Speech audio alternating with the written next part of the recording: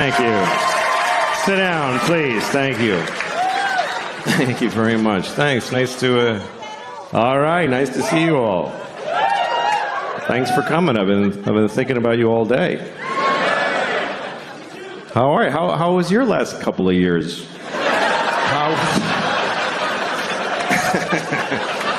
How was 2018 and 19 for you guys? Anybody else get in global amounts of trouble? Anybody else?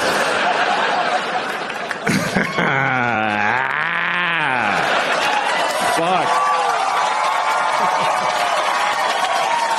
That was crazy. Man, I was in a lot of trouble. Wait till they see those pictures of me in blackface. That's gonna make it a lot worse. Because there's a lot of those. There's thousands of pictures of me in blackface. I can't stop doing it. I like it. I like how it feels. Fuck, man. That was... You know what? I learned a lot. I learned how to eat alone in a restaurant with people giving me the finger from across the room.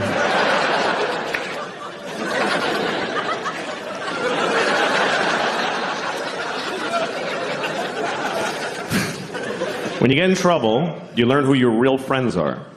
It's true. People like saying that like that's a good thing. Who the fuck wants to know who their real friends are? You don't want to know that, believe me. You don't want to know. It's never who you want it to be. It's not your cool friends, and it's not your fun friends. It's your real friends. I'm here for you. I fucking know that. I have this friend, she's the best person I know, but I sometimes want to punch her in the face because she's so nice. Because I'm not a good person. Like, I'll tell her something I'm having problems with, and she'll say, I'm going to pray on that for you. I have a feeling when she prays, God's like, ugh. Fuck. This one makes me want to get out of the business. Do you guys think there's a God? How many of you, by applause, believe there's a God? How many people? All right, it's about 30 out of 1,400. That's nice. That's nice. That shit's over. It's just fucking over. You go to a church, it's like going to a roller skating rink on a Wednesday. It's like, this used to be something. What happened? I don't know. I don't think there's a God. And that's not a conviction. I just don't suppose. I just reckon there ain't. I reckon there ain't no Lord. And because I don't believe there's a God, I fucking hope there's not a God. I fucking hope. Oh, please. If you don't believe in God, you better fucking hope. You better get on your knees and pray. Please, God, don't be. Because that's a bad thing to be wrong about. That's a bad wrong. You're an atheist your whole life and you die and you're like, oh, fuck. Oh, you're shitting with a beard and everything. Fuck. Oh. Yeah, I'm going. Yep. Being wrong the other way is not a big problem. If you believe in God and you're wrong, you don't really have a problem. It gives you a little comfort in your stupid life. And then at the end, you're just seriously disappointed for like a second. It's the last feeling you get to have. You die, you're like, nothing? Seriously, nothing? Yeah, just get in the dumpster, sorry. Sorry, you're just garbage now. I mean, if you don't believe in God, that's what you believe, that when you die, you're just garbage. You are your family's newest garbage. My mom died last year, and we asked her, like, what do you want? Like, before she died, we didn't ask her, Mom! Fuck! I asked my mom what she wanted us to do with her body, and she said, just burn it. That's what she said. Burn it. What, in the yard with leaves? What the fuck? She didn't want a funeral, no pageantry, nothing. So she booked it herself. That was her last act as an American consumer. She went online with a credit card and she booked her own cremation. It's true. At a place called Boston Crematorium. Just this place that burns bums and dogs all day. And they just folded my mom and did a workload. We didn't even know, just this guy showed up. I'm here for you, Ma. All right, Sully, she's in there. And he went in there to prepare her. My sisters are waiting in the hall, and he was in there for a while. I didn't say anything. I'm just saying he was in there with my mom for a long time. That's all I'm saying. And also that I was worried he was fucking my dead mother.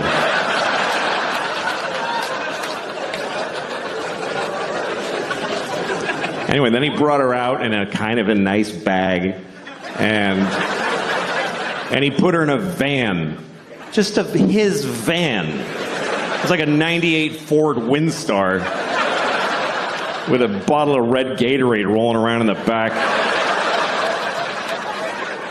It's the last time I saw my mom. It's what she wanted. Because she didn't believe in this God shit. She just didn't. I was talking to my friend the other day about Jesus, Christ. And I don't remember why, but I happened to mention that Jesus was Jewish. And my friend said, he was? And I said, yeah, Jesus was Jewish. And he said, I don't think so. And I said, that's okay. It already all happened. Doesn't matter what you think. But he argued with me. He was like, dude, Jesus couldn't be Jewish. Think about it. I'm like, you fucking think about it, you idiot. What was he then? What was he, Presbyterian? What was he? Catholic? Okay, Jesus was Catholic. And he had a gold chain with a cross. And when they nailed him up, he was like, oh, that's why we have those. That finally makes sense. I didn't even know. Oh, fuck, that's me. I'm the little guy on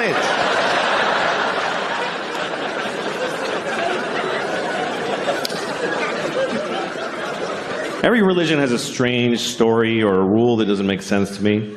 You know? Like, every time there's a terrorist act, they always tell you on the news about how they believe they're all going to heaven, and every guy who does a jihad thing, and he gets 72 virgins. That's right. That's the story always. 72 virgins. Which, first of all, who are those women?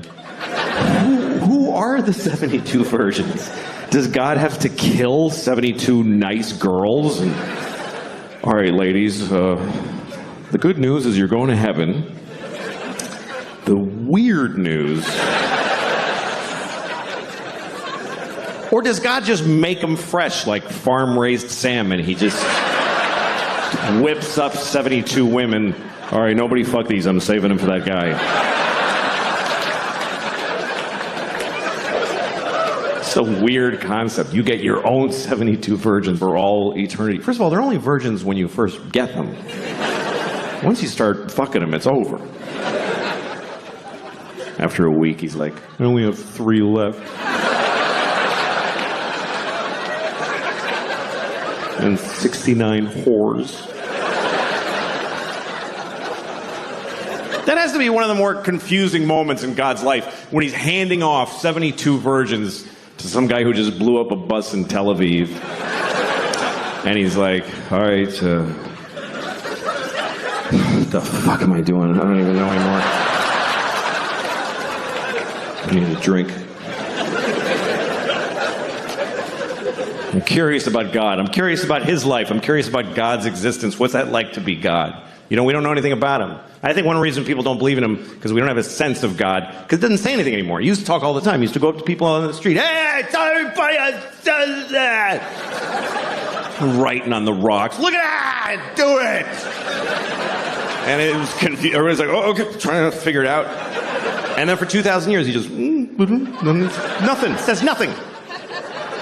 And everybody's fighting. He could clear a lot of shit up with a 5-minute press conference. If God spoke for 5 minutes, he'd solve a lot of problems. He'd just show up, all right, everybody, yeah, I'm the Lord, okay. Real quick. First of all, Mormons just, no. What is that? Just go home. Also, Jews with the little things, what the fuck, I don't know. Put a hat on or don't, nobody gives a shit. This is weird, I hate these. I hate them. I send everybody with one of those to hell every day. I do, it's just my thing, just so you know.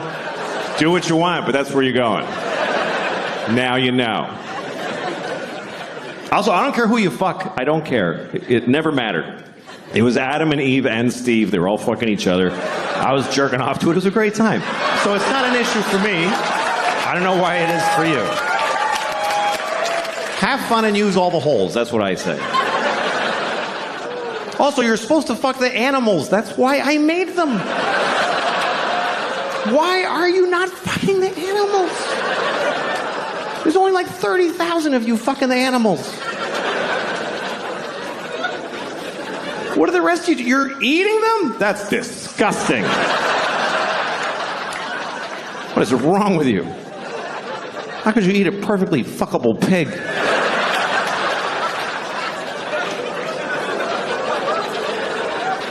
Saith the Lord.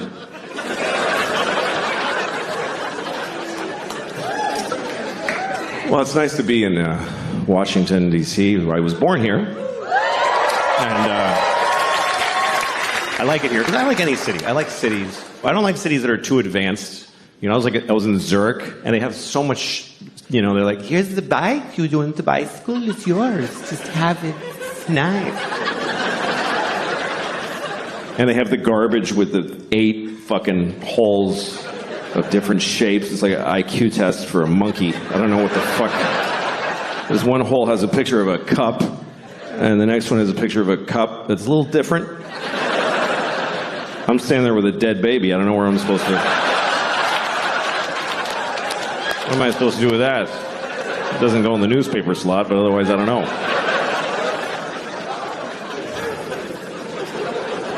I like cities. I don't like little places. When I go to Europe, I go to the big cities. Everybody tells you, don't go to Madrid. You got just go to Madrid for like a day. And then you got to take a train.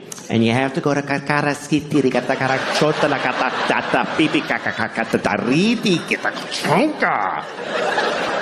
It's a beautiful little old village. And you're gonna love it. Fuck you. You don't know me. I'm not gonna love a village in Europe with a bell that goes pang, like whenever, and a dog walking alone. I don't like cute little places. I don't like little towns in America either, with little shops. Oh, look at that little shop. Let's go in that little shop. Now let's get a divorce. Isn't that a better idea? You go in there. I'll just walk away. Just tell the kids I was a pilot and I got shot down. I don't like little shops. I'm uncomfortable in a little shop. You go in and it's like, clill-ling-ling, clill-ling.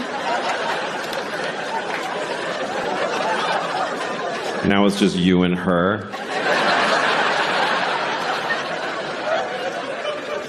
You're surrounded by her dream.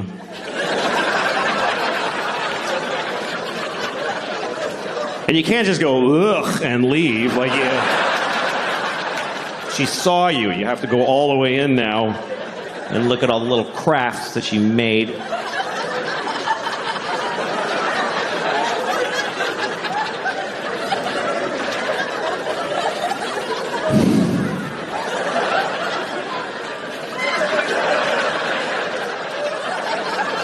You made this? Really? You made this instead of killing yourself?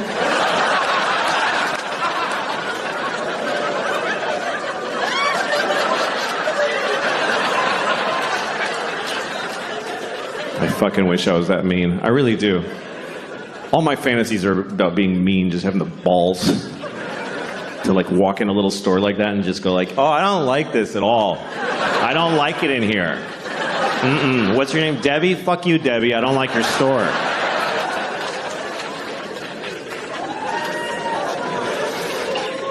I was in Florida recently. I don't like Florida at all. That's a shit state full of shit people. That's what I think. I hate Florida. I hate it. I hate the whole thing. The entire...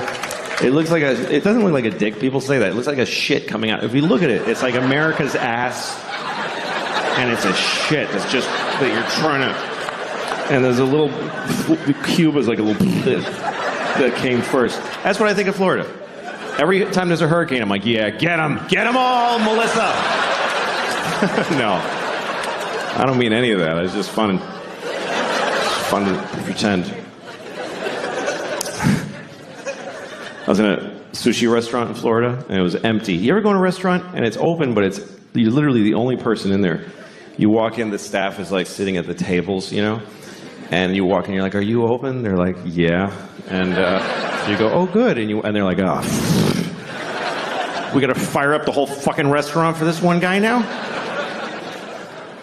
So I ordered a lot of sushi because I felt bad for wasting their time. And I didn't eat most of it because I don't like sushi. And so the waitress comes over, she's Japanese, and she says, you know Finnish? Which is what she said, I'm not... It's just what she said, I'm not gonna change what she fucking said. I'm not gonna lie to you and say that she said, you're not gonna finish that, because it doesn't happen to be what she said. And I have to do the accent. Because it's weird if I tell you that she said, you know Finnish? So I'm stuck. I'm just telling you what happened. She said, you know Finnish? Do you know Finnish? That's exactly what she said. It's a perfect replica. No, it was subtle. You know Finnish? And I said, no, I know Finnish. Because I think that's polite. To repeat people's bad English to them. Otherwise you're being a dick. It's like, you know Finnish? No, I am not going to finish. You left out a lot of words. I took the liberty of restoring them.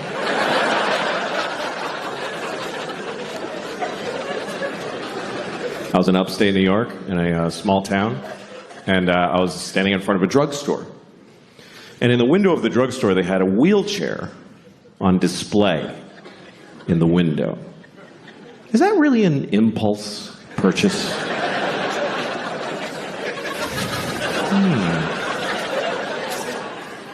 I should get a wheelchair. That would really help with my paralysis. Then I wouldn't have to drag myself everywhere I go, like I've been doing for 10 years since my legs were blown off at the marathon.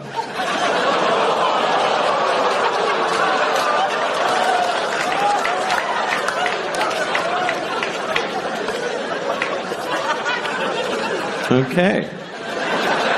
A bunch of fucking hypocrites, apparently. Because, let me point some out to you. Motherfuckers. You were just, like, seconds ago, laughing at a man with no legs crawling on the ground. You're just... And then at the end, you're like, oh, but not those particular legless people. No. We thought you meant just some asshole with a childhood disease who deserves to be laughed at. Not one of those. Now we're laughing at all legless people equally. However you lost your legs. Ha ha ha. You haven't legs. And we've legs.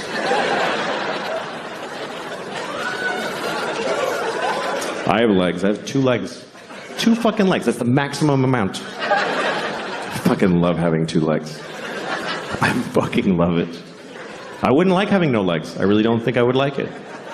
I think it would suck. I think it would suck shit out of the balls of Christ. It's an old Southern expression. It's not used like it used to be. I think 2 legs is better than none. That's what I think. That's just my opinion. It's not popular. You're not supposed to say that because you're supposed to always be very positive about disabled people. But I think that puts pressure on them to be positive. What if they don't want to be? Because the only story we want to hear is about the amazing disabled people. He's amazing. He lost his legs and then he won the leg-having contest. What about disabled people who aren't amazing? Who are just ordinary with a sweatshirt and some potato chips, and he's going, fuck, I wish I had legs. No, this is better. This is better with no legs. Why is it better? Because you can do anything now. I can do 4 things. Fuck off. I just don't know that our positive, non-disabled attitude really helps. Like retarded people. We're going to talk about retarded people for 20 minutes. That's what's going to happen. We're going to discuss retarded people for 20 minutes. It's not okay to never speak of them. No, we're going to talk about them. First of all, I want to talk about the word retarded, okay? Because the word retarded, it's a bad word, and people do not like the word retarded. They find it very offensive.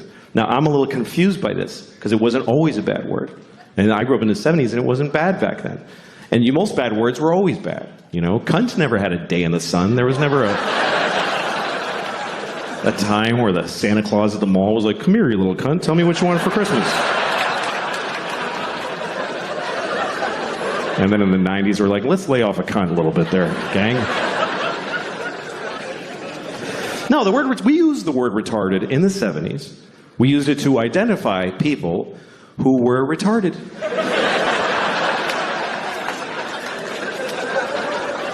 It wasn't controversial. It wasn't like, he's retarded. It was like, he is retarded.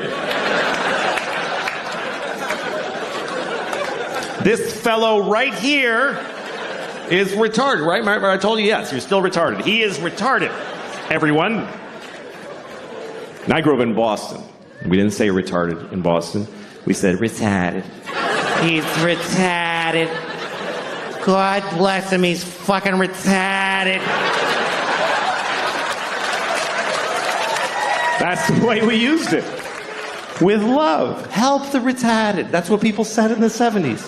Help the retarded. There was a lady outside the supermarket near my house every Christmas with a bell. She was like, help the retarded. Help the fucking retarded. You gonna tell me she was a bad person? She was helping the retarded. And I feel like we had more of them around back then. I haven't seen one in years. In the 70s, there was a retarded guy in a windbreaker on every street corner. We were using the word, and they were more in our lives. I swear to God, they were more. They were in our culture. There was TV movies about retarded people all the time. Tonight on ABC, a retarded boy's dream. There was one, I remember, with Sean Cassidy. I don't know if you remember Sean Cassidy. Some of you too young. But Sean Cassidy, he began his career as a teen pop idol. He was a 13-year-old boy with a very hit song called Da Do Run Run. And he had feathered blonde hair and juicy lips. And he was on the cover of Teen Beat magazine. And everybody liked Sean Cassidy because he was sexy. He's a sexy boy. I thought he was sexy. I did. I thought he was really sexy. I was 6 years old. But I already had inappropriate sex feelings for teenage boys when I was 6. I was an old soul. I was a pedophile when I was 6. I used to go up to teenage boys when I was 6, like, hey, how's it going? That kid's weird, he's got a boner. Anyway. Not anymore, I outgrew it, but no. I'm not sexually attracted to teenage boys. I'm not. But I don't not get it. I mean, I get it. I'm not like, what? just like, you can see it. Like, I was in an airport once, and I'm walking along where people walk in the airport, and there's these chairs facing the aisle, and there's this family sitting there, a mom and a dad and 2 teenage boys, and they're like just both sitting with their phones with their legs. They're wearing like these shorts. One had cut-off shorts, and one had basketball shorts. And they both just had their legs open, because they don't give a fuck.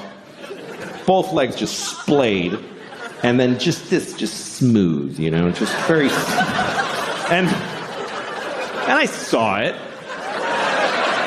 It didn't do anything to me.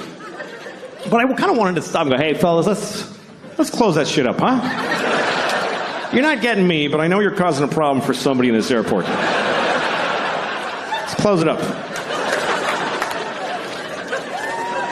I did not say that. Otherwise, I wouldn't be here.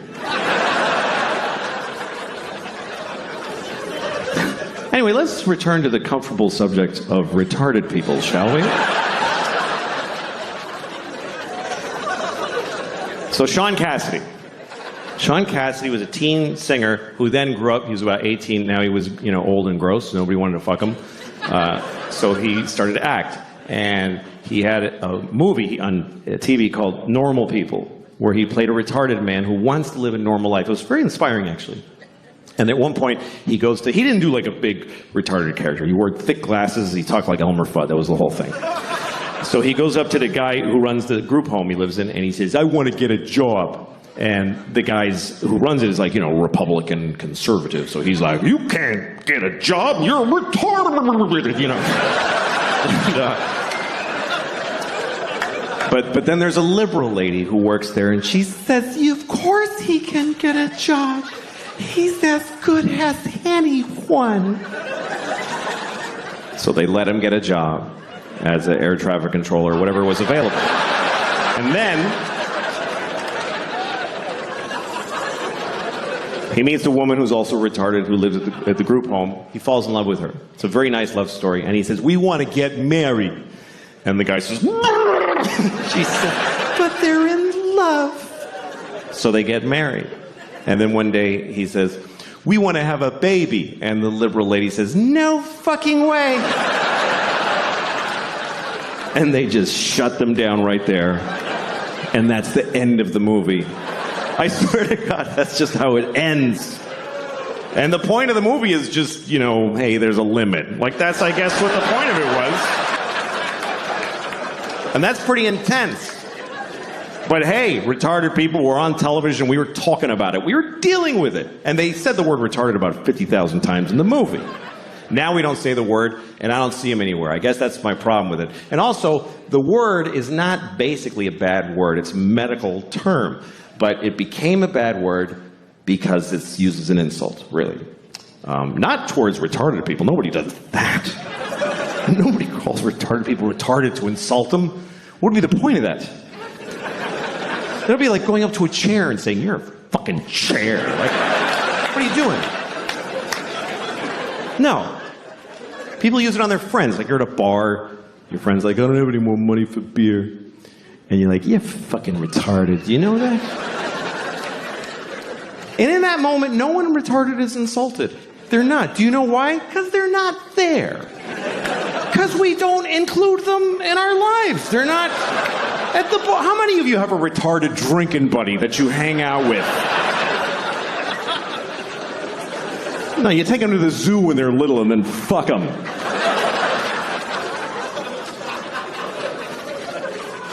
This is what I find confusing about this thing, is that we told many generations of people that they are retarded. We told them that that's what they are, and they lived with it, and they dealt with it. And then we just decided it's a bad word. So did we tell them this? Did we go back to them and explain this to them? Listen, Nelson, I have something to tell you. You're not retarded anymore. You mean I'm cured? No. No, we're not even working on it.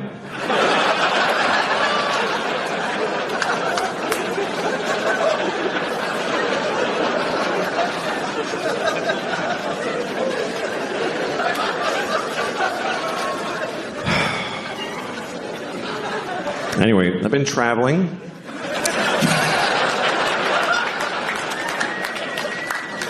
I went to France last year because I thought I should leave the nation. Felt like a good idea.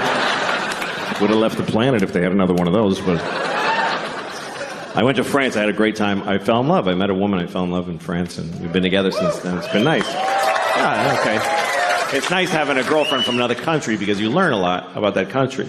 I learned a lot about France from being with her. I never knew these things about, like, one time she was sick, and I was taking care of her, so I gave her, she had a fever. I gave her a thermometer, and she put it in her asshole.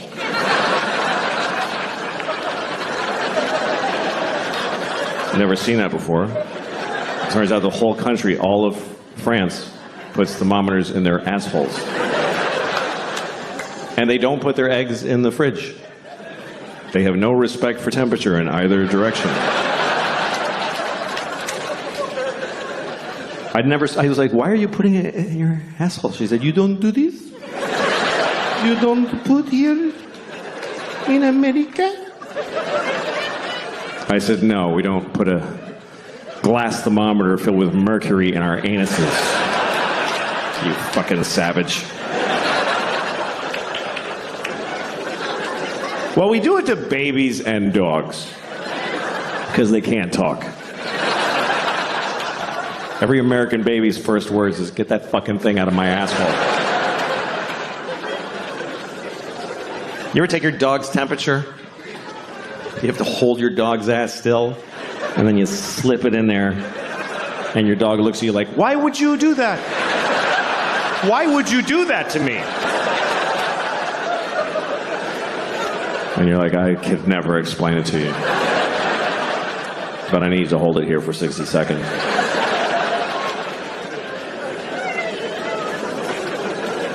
Dogs are so dumb, it's fucking tragic. It's sad how dumb they are. They're in our lives and they know nothing about what's happening. You ever been having like a dramatic moment in your family, like you're in the living room telling the kids that grandma died and everybody's crying and the dog's sitting there like...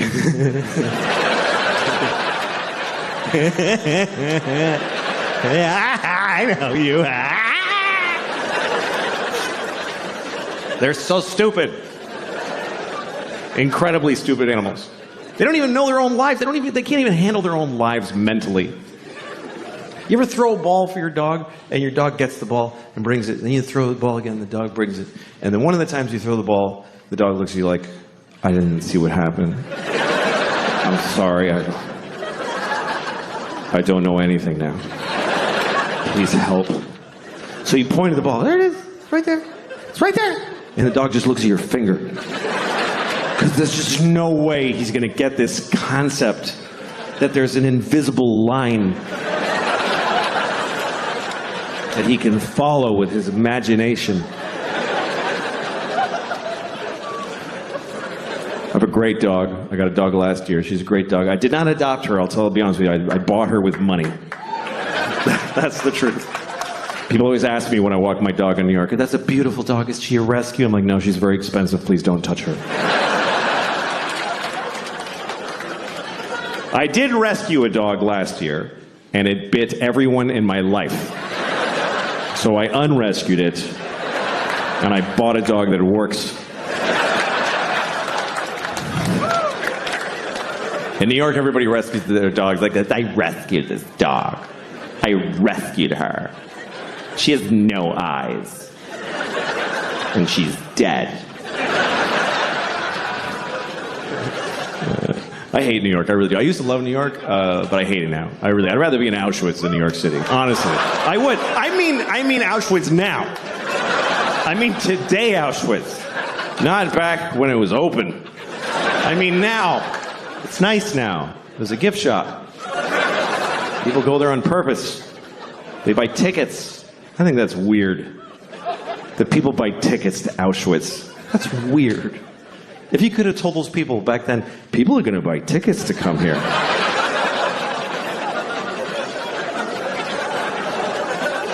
Yeah, wrap your head around that. Jew. That's... All right, I'm sorry. I'm sorry, never again, I promise. That's what we say about the Holocaust, never again. Because they killed 6 million Jews. If they only killed like 10,000, would it be like, okay, 2 more times? and then taper off because it's a little much. I'll tell you, I went to Auschwitz. This is a true story. I actually did go to Auschwitz because I was doing shows in Poland. Because I had to go to Poland to do shows. So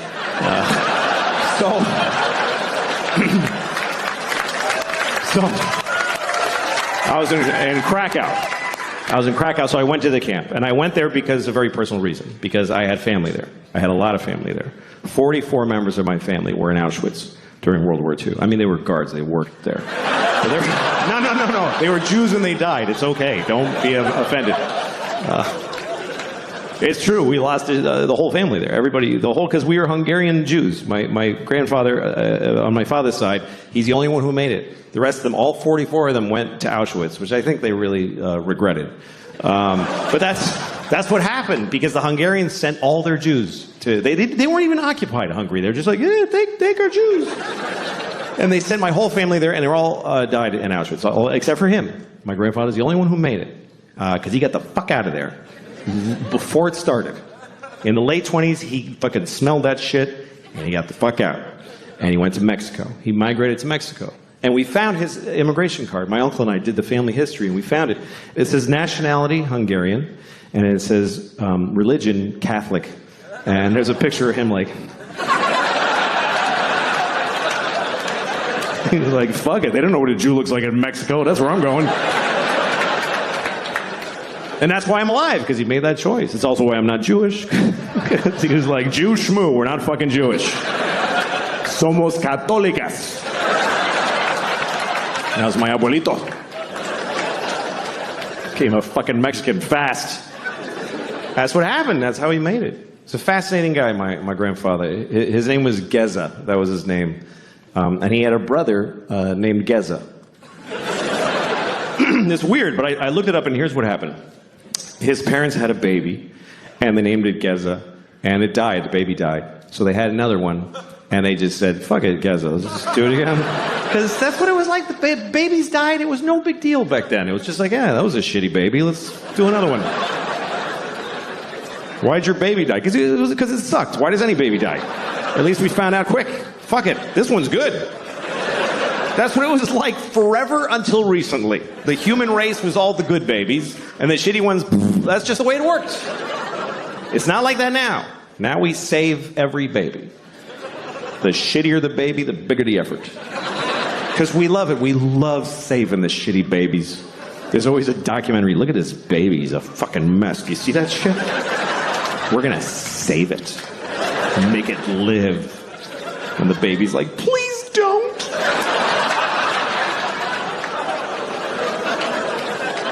But we don't like when babies die. We get more upset when a baby dies. What? Who knows this baby? What are... Did you hear about Jeff? No, he was here for one day. Nobody met him. And then if you die when you're old, nobody gives a shit. They're like, he was here long enough. Fuck him. You ever tell somebody, like, your grandmother died? My grandmother died. You're like, I'm so sorry. How old was she? She was 98. Oh. So why'd you even tell me? I'm 52, and I like my 50s. I like this part of my life. It's my favorite so far. I'll tell you why. Because I can still move around pretty good, and I don't have long to live. I view that as a positive. Because life is a lot of pressure. The more life you had ahead of you, the more problems you have. Like if you're 20, you might have 70 years to try not to be homeless or alone during. But I got maybe 24 years left. I can handle that. Like that's an amount of time. I'm like, yeah, I can fucking do that. I can cover 24 years. And it gets easier every year less that I have. Like I bought a winter coat the other day. I was like, this is my last coat. I don't need a bunch of these. It gets easier. I used to think I need to find a woman who will be with me forever. I need a string of girlfriends at this point. Just a few more I need 3 women in their 40s to get me through my 50s. And 2 in their 50s to get me through my 60s. And then when I'm 75, 21 years old. That's when I'm doing that. 21, she gets the rest of my money. Just blow me to my grave and keep the change. That's the offer on the table for anybody who's 21 when I'm 75. She hasn't been born yet, but we'll see what the new crop brings.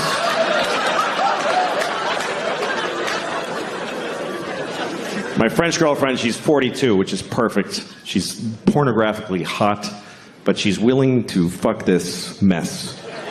Because you have to be over 40 to have the compassion and the sense of humor to fuck around. She likes to be on top, which I think is because that's the best that I ever look, is laying on my back. Because all the skin lays where it belongs. Like, it just drapes nicely. I look about 49 and a half when I'm on my back. And if I get on top of her, it comes off, it comes away from the bone like barbecued pork.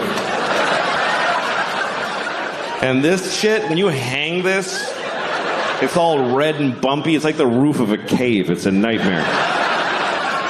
And my tits are like flappy triangles with red tips. They look like candy corn that somebody stepped on.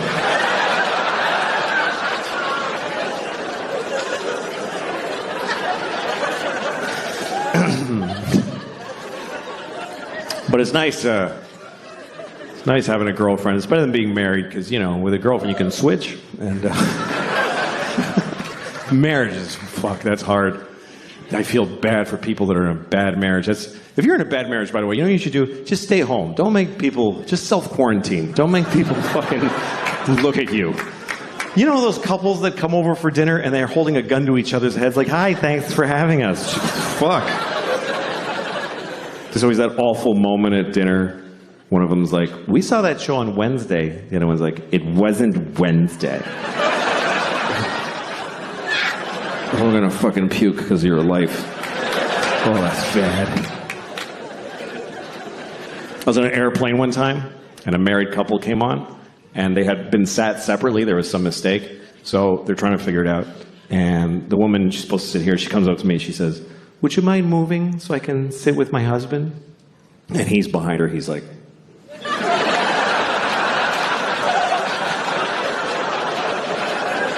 And I wanted to help him. But what am I going to say to his wife? Just, no, I won't move. Then I have to sit with her. So I just got off the plane. I didn't go on the trip. I got off the plane, and it took off, and it hit the World Trade Center. So that was... Yeah, that was bad. I'll never forget that day. Fuck, that was so unnecessary. That was wildly unnecessary. I don't know, man. I'm sorry. I'm fucking mentally ill. I don't know what it is. I've been thinking about this. I think the thing is, I think I learned too early in my life that when I say something and people get angry, I just like how that feels. I don't know why, but I learned it too early. I think that's the problem. I learned that when I was 6. That's too young for that kind of, I learned all the bad words when I was 6. I learned them all in one day from this old dude who hung around our neighborhood. I don't know if he lived there or what, but there was this old dude with a shitty coat and a dark tooth that was always walking around my neighborhood. And if you were a kid walking alone, he'd walk up and, hey, talk to you. Because it was the 70s. You could just walk up to kids and talk to them. Now you can't even fuck them. It's crazy how things are... I'm sorry. I know it's wrong to fuck kids, by the way. Just to be clear, I know that fucking children is wrong. I don't even need to be told. I just know that it's wrong. I would know it was wrong even if it was popular. Even if people were like, you should fuck kids, it's great. I wouldn't do it. Even if kids came up to me all the time, you should fuck me, I like it, I wouldn't mind at all. I would say, no, thank you, young man. Even if doctors proved that it was beneficial to the health of children to fuck them, I wouldn't do it. I wouldn't fuck a kid to save his life. That's... Even if somebody said to me, if you fuck just this one kid, then no kid will ever get fucked ever again. I might have to fuck that one kid. That might be the right thing to do. I'm saving all those kids. Oh, I'm saving them all. Not you. Not you. You're the last one.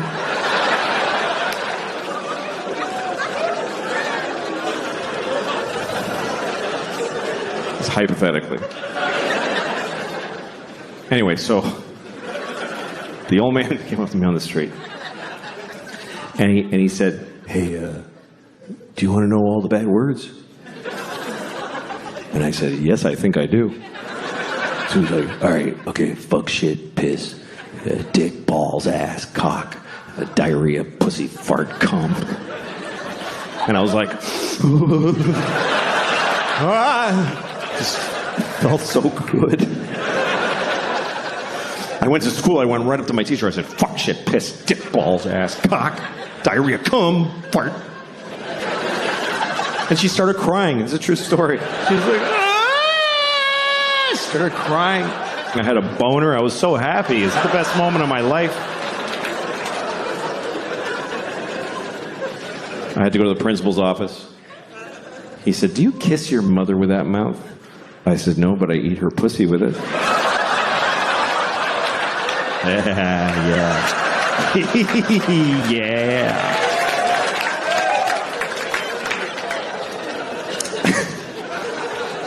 Anyway, relationships are tough. That's what I'm talking about. I used to date a woman who was a vegan, so I had to fuck her with my dick substitute. And remember when meeting a vegan was weird? Remember when that was like a strange thing? Like, oh, what is that? Like, you probably met your first vegan in the 90s. You had like a dinner party, and somebody brought a vegan. And they said, just so you know, I'm a vegan. And you're like, I'm sorry, you're a vegetarian? And they're like, no. Like, all right, what is the thing? And they tell you all, okay, yeah, I have no food for you. You can eat a napkin and shit paper, I don't care. But then you met another vegan, and you're like, oh, okay. And then now they're everywhere. Now, who cares? There's several vegans in restaurants and whatever. It's kind of like gay people, sort of a similar trajectory of growth and acceptance in the culture, you know? The gay people and vegans have a lot in common. Like, they both have to tell their families at Thanksgiving. That's when they have to tell them. And Dad gets angry. Your mother worked all night cooking that turkey, and you're telling me you're a fucking faggot? You know, it's drama. But those are the old days. Things are better now. I think it's pretty amazing when you think about it. The people used to say that being gay was wrong. Pretty recently, folks used to, like most people used to say that being gay was wrong. Of course, it's not wrong to be gay. I mean, it's pretty gay, but it's not wrong. But that's what people used to say. And now nobody says that. And I think that's a positive change. I think that's a good thing. Although I do wonder if there are gay people who miss when it was wrong. Maybe there's a few who miss when it was, because wasn't it a little more fun when it was like, this is fucking crazy? Like, didn't that give it a little zhuzh, a little, I could lose my job, oh fuck. Because now they're like everybody else, which is great, and they can get married, that's terrific, but is that fun to fuck your husband at your house? Wasn't it more fun to be in an old nightclub at 4 a.m, like, I'm breaking my mother's heart? Oh, yeah. I don't know. I don't even mean just gay people. Just some people like when sex is a little fucked up, you know? Some people like when sex is a little fucked up. All right. No. All right, you want to talk about it? Should we talk about it? All right. I don't mind talking about it. Okay. Here's what I'll give you some advice. Here's some advice that really only I can give you. Here's my advice. If you ever ask somebody, can I jerk off in front of you? Just let me finish. Let me finish what I'm saying. Fuck. Okay. If you ever ask somebody, may I jerk off in front of you? And they say yes. Just say, are you sure? That's the first part. And then if they say yes, just don't fucking do it. Just don't do it. Because look, whatever you're into, okay? Because everybody's got their thing. Whatever your thing is, I don't know. You all have your thing. I don't know what your thing is. You're so fucking lucky that I don't know what your thing is. Do you understand how lucky you are? That people don't know your fucking thing? Because everybody knows my thing. Everybody knows my fucking thing now. Obama knows my thing. Do you understand how that feels? To know that Obama was like, good Lord.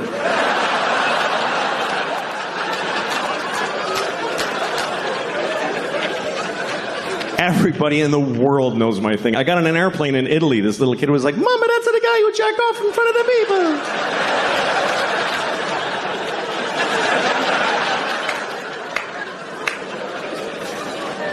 So whatever your thing is, I don't know what it is. Maybe you can't come unless you have your father on speakerphone. Whatever it is.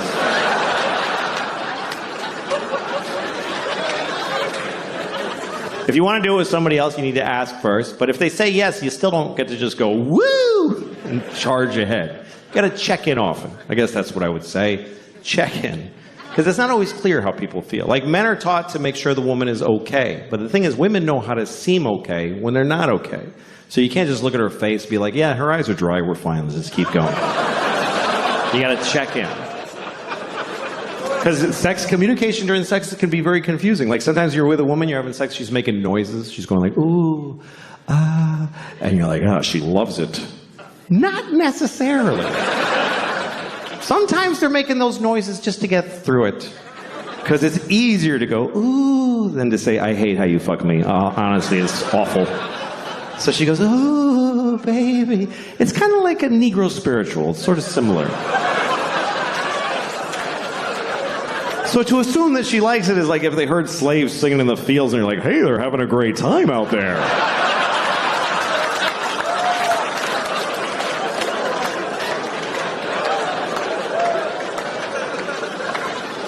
As far as my thing, I don't know what the fuck. People are like, why do you want to do it anyway? Okay, I don't know. I like jerking off. I don't like being alone. That's all I can tell you. I get lonely. Where is everyone? It's just sad. I like company. I like to share. I'm good at it, too. If you're good at juggling, you wouldn't do it alone in the dark. You would gather folks and amaze them.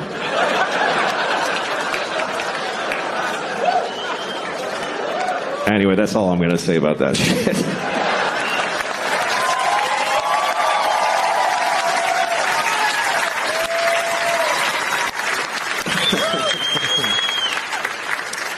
Well, let me ask you a question. You ever wonder how many people ever fucked your mom? We're almost done. You're doing great. This is important to me. You ever look at your mom and go like, Mom, how many dicks? Just how many? I lost my mom, so those are the things I don't know, so I'm curious. I don't feel like a lot of dudes fuck my mom. Not because she's like pure, but because I don't think so. But I hope it was as many as she wanted. That's what I hope. I hope she got all the dicks she ever dreamed of because I loved her. I hope at the end my mom was like, that was plenty of dicks.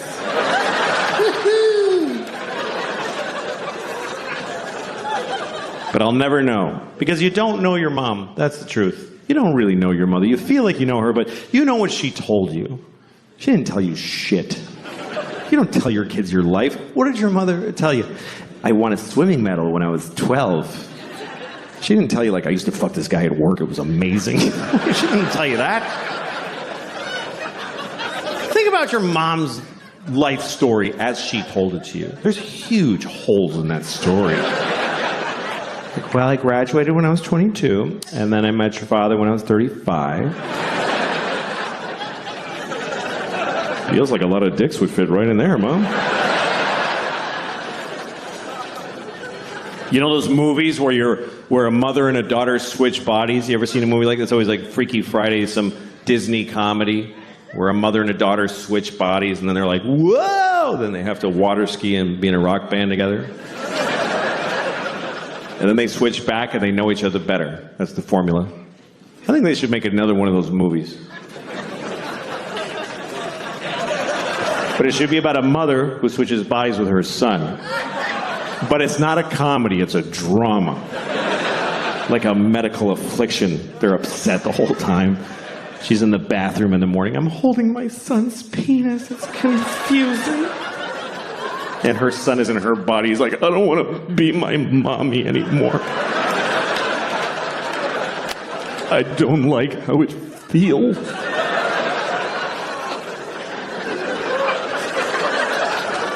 And his dad comes home and he starts fucking on me. Oh, God. What's happening now? I don't like this. But I don't want to say no to my dad.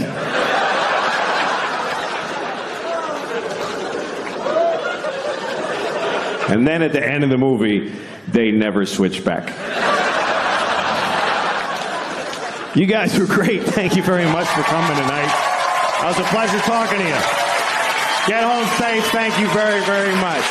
Good night.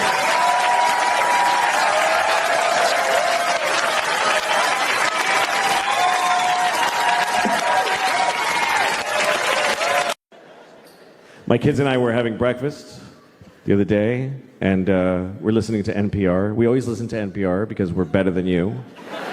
And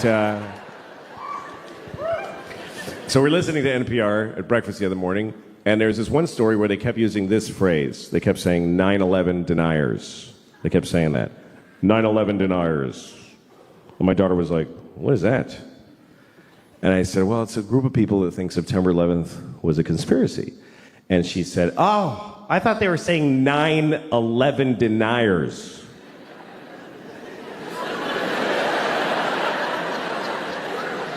Yeah, she thought they meant 9 people who just ain't buying this 11 bullshit. Just a small fringe group, really. There's only 9 of them. But they still got on NPR, they got on the radio because they're dedicated. They protest every day. They're the 9/11 deniers. They're outside of the White House. It goes 10, 12, 13. Just know it. We are the 9/11 deniers. We know that 11 is a bullshit number propagated on the people by the man. Why do we have 11 when we have 13 and 14 and 15, 16, 17, motherfucking 18 and 19, but we do not have a 1 team. What happened to 1 team? The government took 1 team and replaced it with some bullshit called 11. We are the 9 that deny that shit. Mr. President, give us back 1 team.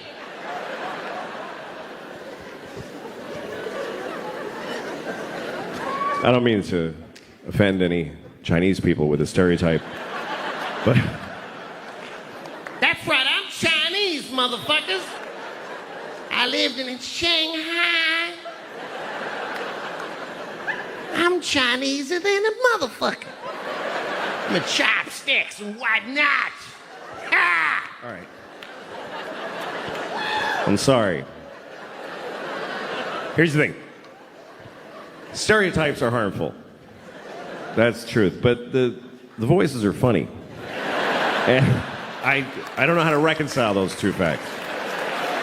I enjoy doing the voices, but they're offensive, so I do them at home. I used to do them for my kids when they were little. They liked them. They didn't know it was a race thing. They just enjoyed, Daddy, do the friendly man. You want me to be the friendly man, little girl? We love the friendly man. He loves little white girls, too. Let's have some scrambled eggs.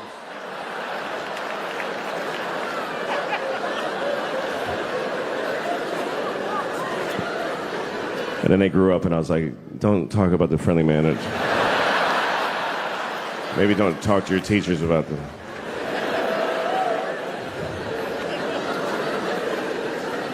My kids go to public school in New York City, and all right, send your kids there then. Teach them that's what life is like. The teachers amaze me because I don't know. This is the worst. Here's the worst thing about this country to me is that there's no more noble profession than to be a public school teacher. It's easily. Please don't. You're not gonna like it. You're not gonna like where it's going. I don't recommend clapping at any things. You'll regret it at the end of the thing. In a democracy, there's no more noble contribution you can make than to teach in a public school. And in this country, the people that do that, they're fucking losers. They're just rock bottom fucking losers.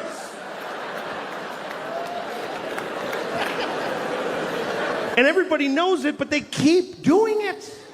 New people are teaching every day, knowing how shitty it is. They show up, they tell them ahead of time, hi, what is this job? And they say, okay, here's what we need you to do. We need you to make children know math. Wow. Do they want to know math? No, they don't want to know it. You need to make them know it against their will while they're exploding sexually and Who are these children? Just whatever kids live near the building.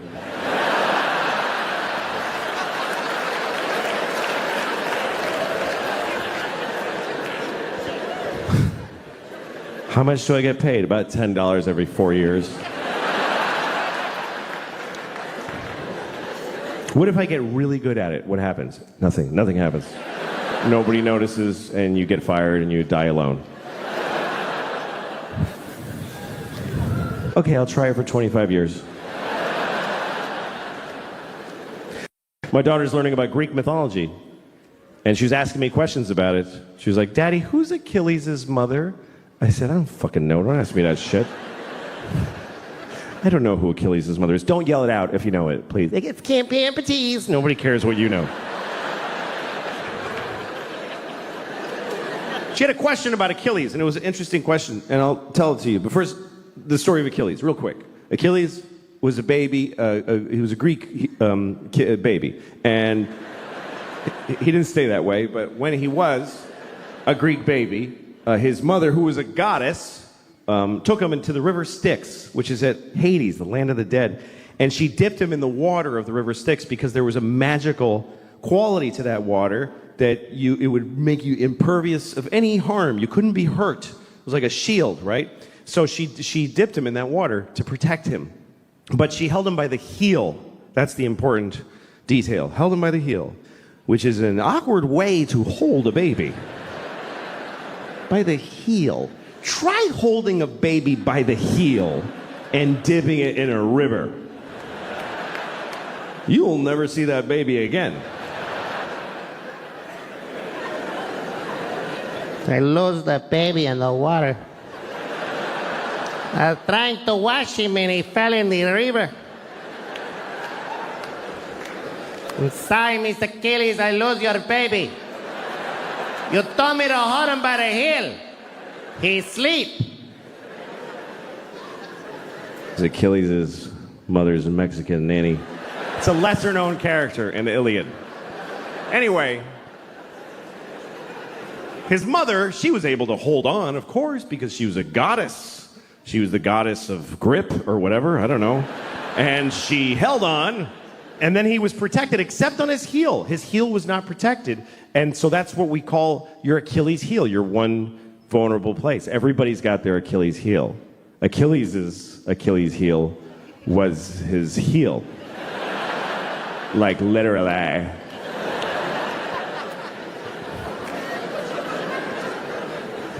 Anyway, so my daughter, here was her question. She said, how come his mother didn't just dip him again? She could have just dipped him one more time with the other leg in there. Did she just like you're like a sign that says one dip per goddess? Did you ever color an Easter egg? It's not that complicated. You dip it, and then you hold it differently and dip it again. Smart kid. I was proud of her. But at the same time, I thought, who the fuck are you to judge this woman? It bothered me. Because here's what the story of Achilles teaches me, is that if you're a parent, it's never enough what you do for these motherfuckers. It's just never enough. It's still gonna be your fault. How much more do you want from a mother? She dipped her kid in magic water and protected 99% of his body. Is any of it up to him? He could have just wore a big shoe and be careful. But he goes out in sandals, fucking flip-flops, and a sword and fights the whole planet. I'm Achilles because my mother dipped me. Finally, somebody got him in the heel, and he's like, Mom! Thanks a lot, Mom!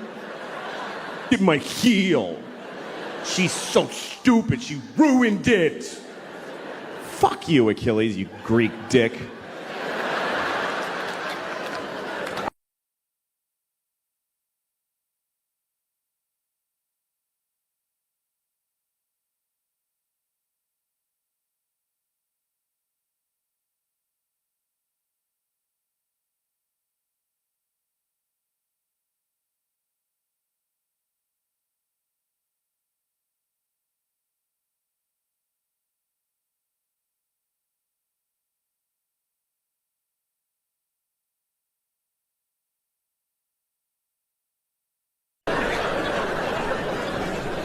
I've seen a few tits. I've seen, I don't know, 48 maybe, I don't know. I've had my history in my life, you know. I've been divorced for 5 years, and it's been the best part of my life, being divorced. Easily my favorite part of my life. I love being divorced. Every year has been better than the last. And it's the only time I can say that about. And by the way, I'm not saying don't get married.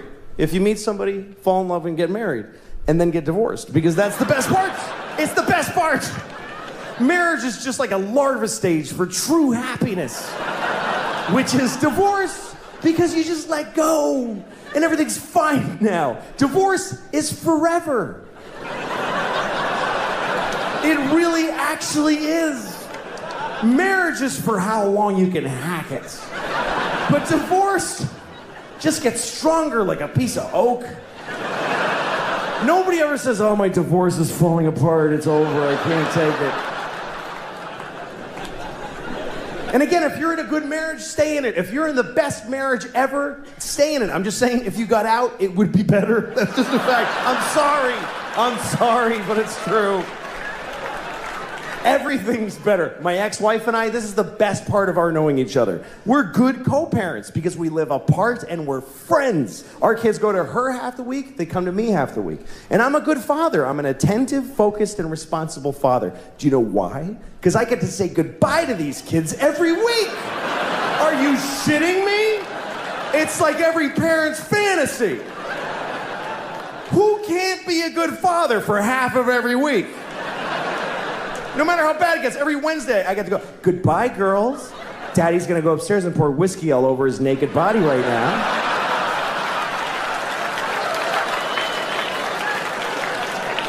I'm gonna lay in my own filth until 2 seconds before you come back here.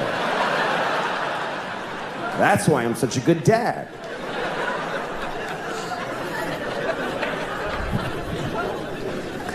My daughter was having a dance thing at her school. They had this big dance Anyway, we all went, all the parents, and everybody's there, and everybody's got their phone. Every single parent. It was an amazing thing to watch, because kids are dancing, and every parent is standing there like this. Every single person was blocking their vision of their actual child with their phone. And the kids, I went over by the stage, and the kids, there's people holding iPads in front of their faces. It looked like we're all in the witness protection program. Like, the kids can't see their parents. And everybody's watching a shitty movie of something that's happening 10 feet. Like, look at your fucking kid. The resolution on the kid is unbelievable. If you just look, it's totally HD. Why are you taping this? You're never gonna watch it. In a million years, you're not gonna watch videos of your kids doing shit you missed the first time it happened. You don't watch it, you just put it on Facebook. Here, you watch it. I want to take a nap now. And then you get to read all the comments. Oh my God! It's so cute!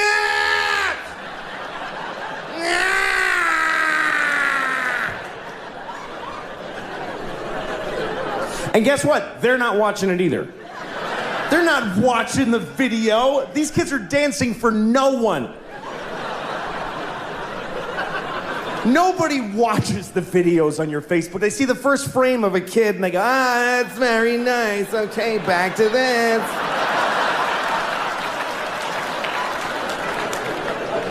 Nobody's watching your kids' videos on Facebook, I promise you. I'll prove it to you. Next time you tape your kids dance, take 1 second of it, and then add 20 minutes of just your own asshole. Just go in the bathroom and just record your own anus opening and closing for 20 minutes. Tack it on to your kid dancing for a second, put that on Facebook. Everybody will write the same thing. That's adorable. I think I see a future star. Some things that are terrible happening in the world, you just kind of give up. Like in New York, there's a lot of homeless people here. There's a lot of homeless people here. I mean, not in here. There's none in here. There's none in here. There's none in here. Not even with a ticket, he ain't getting in here. They're not allowed to go where we go. They're just not allowed. That's the one part we all agree with. I don't know what to do about the homeless, but they're not coming in here. If you don't have your own indoors, you can't come into other people's indoors. Those are the rules. Those are the rules we live by. I've done benefit shows for homeless people where homeless people weren't allowed in the show. There's whole places they don't get to, like the airport. They've never even seen an airport. You never been at your gate and some guy's like, hey, I'm trying to get to Tokyo. Can you help me out?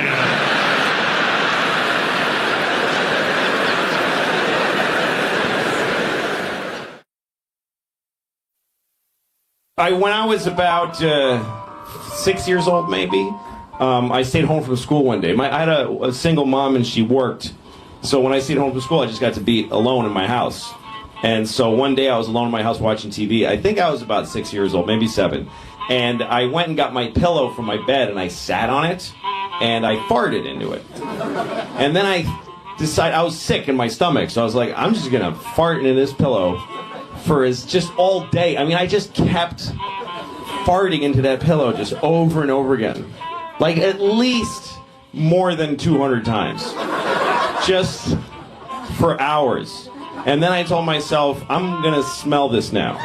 Because I've been farting into it all day.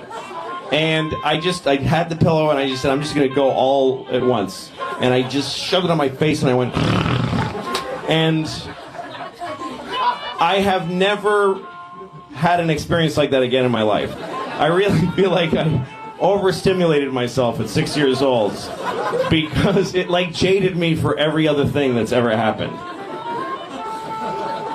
I watched a bum eat a rat. And I was like, so? I smelled 200 farts when I was 6.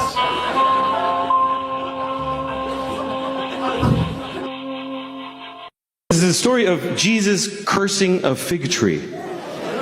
Does anybody by applause know of this story? Okay, that's just enough to make it clear. This is true. I mean, nothing's true in here. But I'm just kidding. I don't fucking know. What do I know? I wasn't there. I'm just trying to make it clear that I didn't make it up. This is Mark chapter 11. It's when Mark went broke. And Jesus entered into Jerusalem, and when he had looked around about and seen all things, and the eventide was come, he went out unto Bethany with the 12. See, Bethany was like a suburb of Jerusalem. So he went in Jerusalem. You know, you see all the shit downtown, but you don't stay downtown. You go to the Marriott by the airport. You know? That's what Bethany was. And on the morrow, when they come from Bethany, Jesus was hungry. And seeing a fig tree afar off, having leaves, he came to it, if haply he might find anything thereon. But when he came to the tree, he found nothing but leaves, for the time of figs was not yet. And Jesus answered and saith unto the tree, No man shall eat fruit of thee hereafter and forever. And the disciples heard it. And in the morning when they passed by, they saw the fig tree dried up from the roots and dead. And Peter, calling to remembrance, saith unto him, Master, behold, the fig tree which thou dost cursest has withered away and died. And Jesus answered and saith unto them, Have faith in God. What the fuck kind of a Jesus story is that? Hey, Jesus, you killed a tree. That's right, motherfucker. What's the fucking point to this story? What is the moral that Jesus just killed a tree? He was hungry. He was fucking cranky. He's like, there's no figs. Fuck you, tree. You're fucking dead, you piece of shit. I wanted a fig. And the tree's like, but the time of figs is not yet. It's just not yet. I need another week. You want fruit out of season? Go to Whole Foods, you fucking Jew. I didn't do anything. Different. Like if murder was legal, I might have killed a few people. I don't know. I'd love to think, I would never do that. But we really need the law against murder. For one simple reason. The law against murder is the number one thing preventing murder. We'd like to think it's because I would never do that. No, it's because it really sucks getting caught murdering. A lot. If murder was legal, or just a misdemeanor, like you get a thing in the mail, oh shit, they had a camera there. Oh, well.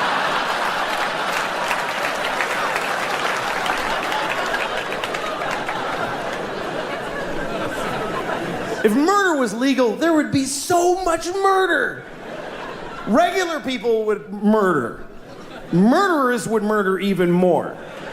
And then really nice, sweet people would murder a few people. But nobody would murder no people. You wouldn't trust somebody who didn't murder. If murder was legal, you wouldn't like them. I never killed anybody. Okay, nice meeting you. Ugh. What a creep.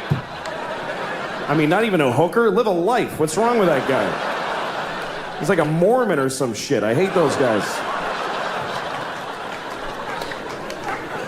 I think he's nice. Shut up, Janet. It would just...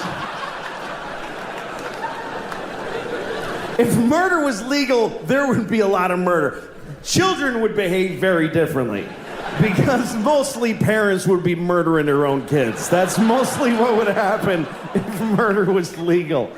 You'd be, you go to a mall, there'd be like 8 different moms in the mall just, I told you to stop it! You didn't listen to me! You'd be stepping over dead kids. It would be like a new problem. You have to clean up your kids when you kill them, because it's gross. It's bad for the environment. If you murder your child in a public place, please use one of the red bags that are in the dispensers every 3 feet of America. Put your murdered child in the red bag with a logo of a murdered kid on it. Next to the other logo that tells you not to let your alive kid play with a plastic bag because they might suffocate. In which case you could just leave them in the bag.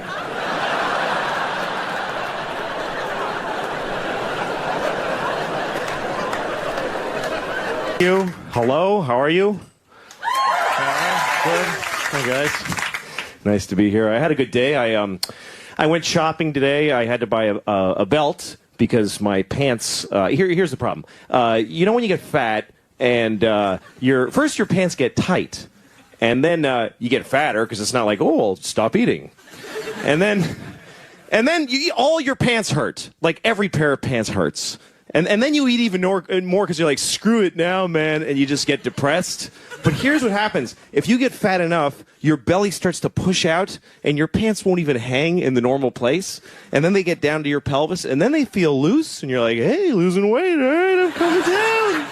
I guess I ate my way through to the other side. I've gotten, look at this. This is ridiculous. The crazy part is that my belly hits my pelvis at a right angle. It just goes right in. Like when I'm in the shower and I'm scrubbing, when I get down there, I gotta cut in like this. I actually have to scrub. Or else that gets filthy down there. It's like it's like a theater seat. I find pennies and receipts and stuff. Yeah. And the worst part is I'm 39, so it's not like I'm gonna get better. This is it or a lot worse for the rest of my life. It's not like I'm going to be all ripped when I'm 48. It's over. And I got tits, too. I just got boobs. I got boobs on my body. How depressing is that? That is a really weird moment in a guy's life when you catch your boobs in the mirror and you get all these weird feelings, you know? They must be the same feelings that a teenage girl has when it's the only thing that a 12-year-old girl and a 40-year-old man have in common is that moment when you're going, nothing. You got to carry your books like this. It's depressing. I think it's because I eat huge amounts of food all the time. I was at a party recently for my daughter and a friend of hers had a party, so I had to be in a room full of awful people at a birthday party. And but then there was a plate of cookies. And once I saw the cookies, I'm like, that's all of this is that now. I'm going to eat every cookie. And you got to have like a strategy for how often you go to the cookie plate and keep rediscovering it like you haven't seen it. The first time you see it, you're like, oh, somebody brought cookies. Yeah, I got to go ahead. You got to go like this, like, I don't have to have one, but I don't want to insult anybody, and you eat one. I can take it or leave it. You walk away the whole time, radar back there. Later on, different group of people around. I want the cookies. Somebody. If people start to notice how much you're eating them, you have to say something like, these are crazy. What's with these cookies? They're weird. It's like, no, it's not that you're a fat piece of crap that can't stop eating. They're insane cookies. I love all food. I like food from other countries. I was in Chinatown. I know that's not another country, but I was in Chinatown, and I went to this grocery store, and they had weird food in there. I swear to God, they had duck vaginas. They had duck vaginas in a big barrel with a scoop stuck in it. And I'm looking at these duck vaginas. First of all, I'm thinking, could we possibly dominate a species more than that? Than that we're selling their vaginas in barrels? The ducks are like, dudes, enough already with that. I didn't get any. I didn't buy any because I don't want to know. What if I love duck vaginas? What if I love duck vaginas. They're so good. It's not like a million things taste like a duck vagina. 4 a.m, I gotta have a duck vagina right now. Chinatown's closed. I gotta go to the park with a knife. Where's a duck? Thank you very much, folks. God, you did never say that. Oh my God. No, I'm gonna go if you can. Seriously.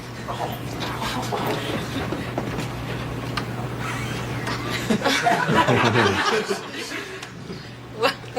Hi, could you stop talking because you're making it hard for me to do my job. Oh, okay. Sorry. It's okay. Just, you don't have to be sorry. Just please don't do it anymore, okay? Okay. Okay, thank you. Anyway. Holy shit. This gets me a little... Sorry. I was on a plane the other day, and people on plane... You know when you're on a plane and you're on the tarmac, and you haven't... but you can't get to the gate because there's a plane at your gate? That's what happened to Mike the other day. Excuse me? No, my... Well, my... my friend... That happened to him, too. I don't care. Well, no, my friend Mike... Hey, nobody cares about your friend Mike. Nobody cares about your friend Mike. Okay. Nobody cares about your friend Mike. Okay, whatever. It was funny. What was funny? Unlike you. I'm sorry? I said unlike you? It was funny unlike me. Yes. Yes, I did. Can I ask you a question? Go ahead. What happened to the parade? What parade? The parade of stupid you were floating? I'm just curious. Okay, that's you not veer? even... That's not even funny. It's not? No. Okay. You sure? All right. No, you're offensive. I'm offensive? Yes. What do you mean? You're making jokes about rape, and that's offensive. You don't like rape? No. You don't? No. That's really weird because you know that you wouldn't even exist if your mom hadn't raped that homeless Chinese guy. Oh my God. However many years ago you're born. No, listen, I'm sorry. I'm really... It's hard to come back from that, but I am sorry. I didn't mean that. Look, can you do me a favor? What? Can you please just die of AIDS? Does anybody have AIDS who they could put their dick in her face and get her started on that? Oh my God. Anybody? I could sue you. What? You could sue me? Yeah. You know who I would like to sue? Everybody that works in the hospital that you were born at. Because I would like to sue them for not responsibly pulling your head off the second... Letting you live was medical malpractice. Can't you just, move on? No, I can't. I really can't, because you're the worst thing that ever happened in America. Seriously, it goes you, slavery, and then Pearl Harbor and 9/11 combined. Those are the three. And so, as an American, I feel like it's my duty to make you feel poorly. And your mother's a whore. My mother's dead. Your mother's dead? Yeah. That's good. It is. You know why? Because she can't make any more with her. You did not just call me a C word. What's that? Did you just call me a C word? No, I called you a because you're and your mother is one, and she had one. You know what? The moment you were being born, there was a guy walking by, and you know what he said? He said, "Hey, look, some coming out of some."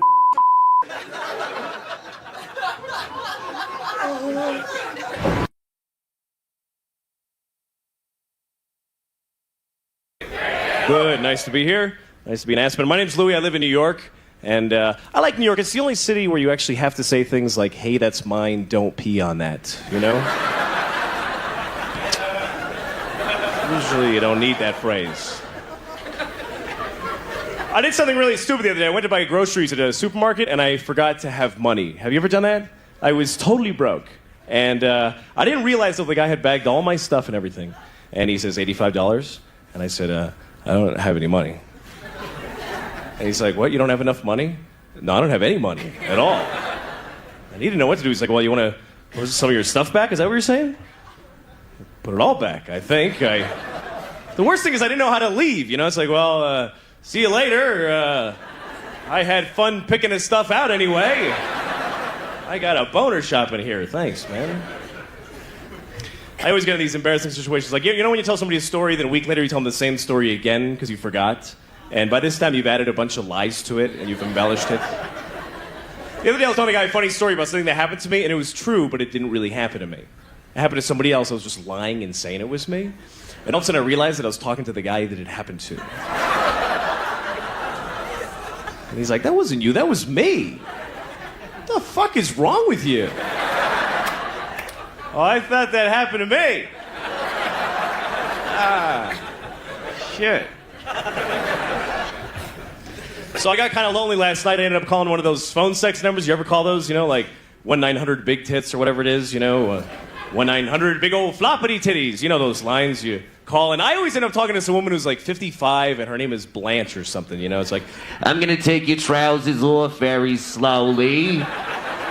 And then I'm gonna play with your balls.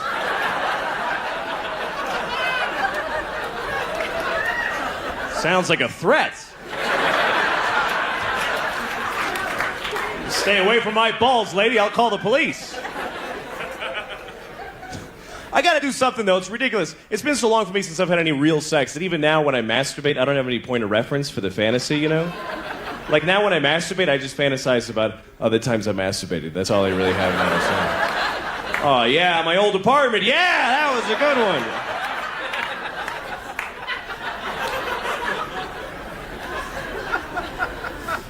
I was in jail about a week ago because I drive, but I don't have a driver's license. So I had to go to jail, and I had to be strip searched at this jail. And so I'm staying naked in front of this cop, and he looks at me and he just says, "All right, lift." And I was like, "Lift what?" And he says, "Lift your testicles." And I was like, "Well, can I use my hands?"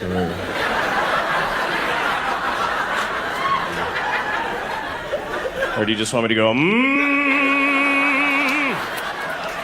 Rise, testicles! Rise on my command! Look at my great red hairy balls and fear me! Mira mis cojones grandes y peligrosos!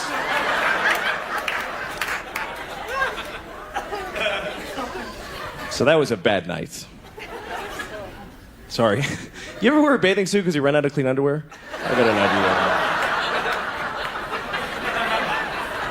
I did that once. I was on a date with a girl and I was wearing a bathing suit under my pants because I didn't have laundry. And she wouldn't have known except for I had that white string flapping outside my fly the whole time. And she's like, "What do you have, a tampon in there? What the hell are you doing? You're a loser." Yes. The other night I woke up in the middle of the night and my hand was asleep. Has this ever happened to you? Because I was sleeping like this for whatever reason. And I woke up and my shoulder hurt like a motherfucker. And I took out my hand and it was like white and I couldn't feel it. And I'm pinching it really fucking hard. I couldn't feel. I'm breaking the fingers and nothing. It was dead. So you know what I did? I put it on my penis so it would feel like somebody else. You know?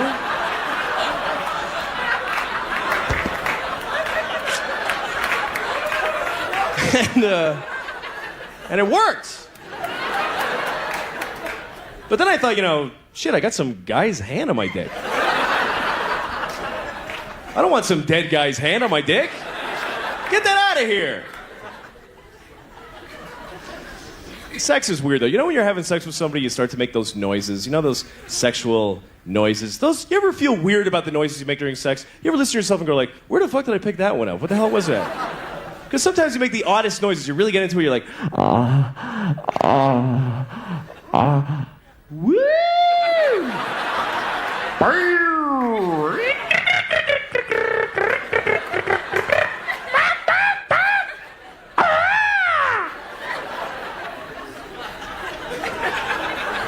That'd be fun to make that noise with somebody that you're having sex with for the very first time, you know? After all the tension that built up to it, right at the moment of passion, you go, ah!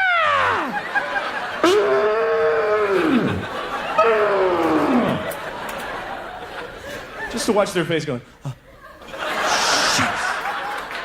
Fuck, man, another one. It's important to make those noises, though. They're very important because the reason we moan during sex is to guide your partner. You're there. It's kind of like a homing device, you know? It's kind of like if a woman is doing something to my nipples during sex or during a boating accident or whatever, it doesn't matter exactly when. If she's doing something to my nipples, I usually want to say to her, you're really wasting your time, honestly. You might as well be licking my wallet. There's just nothing there. Just fucking blow it off, you know? But that would be rude, you know? So you just moan less at the nipple. You just kind of do that holding pattern bullshit moan. It's like, oh, whatever, you know? And then if she starts to move lower, ha, ha, ha, yes!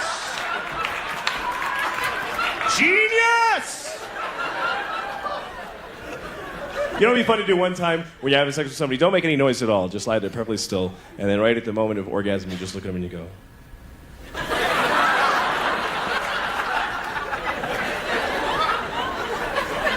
I had sex with this woman once, and she turned out to be a complete nymphomaniac. And I always thought I'd want to be with a nymphomaniac, but it was really a nightmare, you know? Because she wanted to just keep going and going. And the sex was really hard work, too, because she was like just grabbing me, pulling me in there, going, come on, fuck me, come on! Come on, you redheaded faggot, do it, come on! You know. And I'm just, whoa, like a big dildo. All right, whatever, all right. So we're done, finally, and I'm like really tired, you know? And she looks at me and she goes, let's do it again. Like creepy like that, you know? Let's do it again. And I was like, all right. So we do it again. She's like, come on, fuck it, you know? And now we're done and I'm just dead. I'm a bag of shit lying there. I got nothing. And she says, let's do it again. And I was like, why?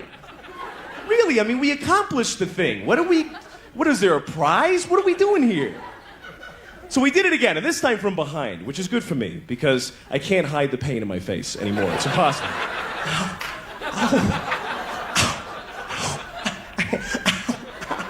And then she starts getting into it, right? And she starts, like, backing into me really hard. She's going like, bam! Bam! Bam!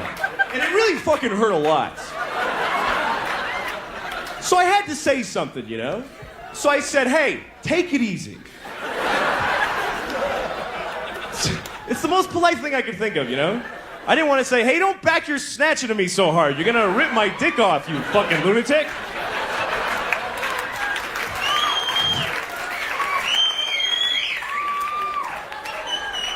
Hi, Mom.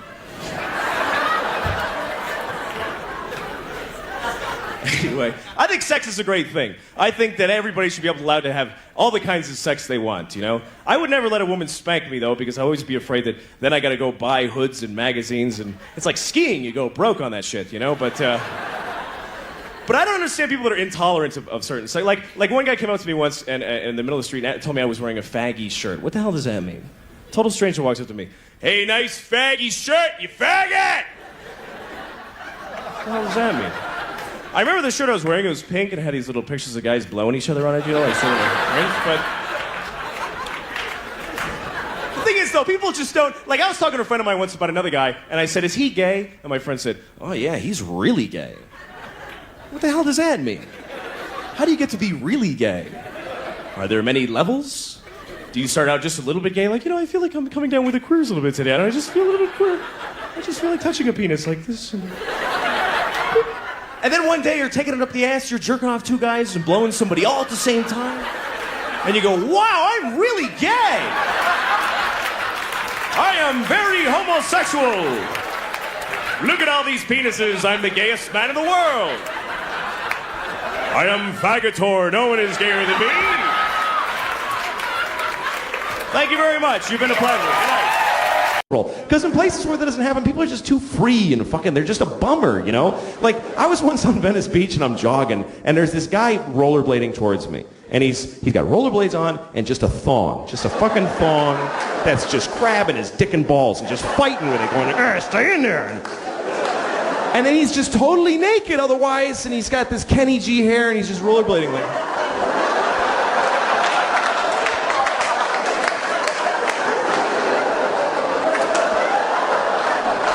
I'm free. And I actually had to stop jogging because I needed my whole body to fucking hate this guy with. I had to just stand there and go, oh, you motherfucker. Now I have to know you exist, you piece of shit. Fucking go skating to an AIDS tree, you motherfucker. All right, now. I don't know. I've started to kind of hate people, and it's not because I have anything against them. It's just I enjoy it. It's just recreation. Like, you know when you're at the bank and you got nothing to do while you're waiting in line, so you just pick people to hate while you're waiting. You just look at someone and form an opinion with no information. And it's never positive. Who fucking wastes their time? I bet he's a hard worker. Who thinks about that shit? Skip over those people. Then you find a guy, oh, look at his shoes. What a fucking asshole. Oh, look at that piece of shit. Hope he dies today. Oh, God, I hate him. I hate him. You watch all the shit. Yeah, fill it out, you fuckface. Fill it out. Yeah, you filled it out. I knew it. You suck. He's just standing there. He has no idea you're just boiling with hate, you know?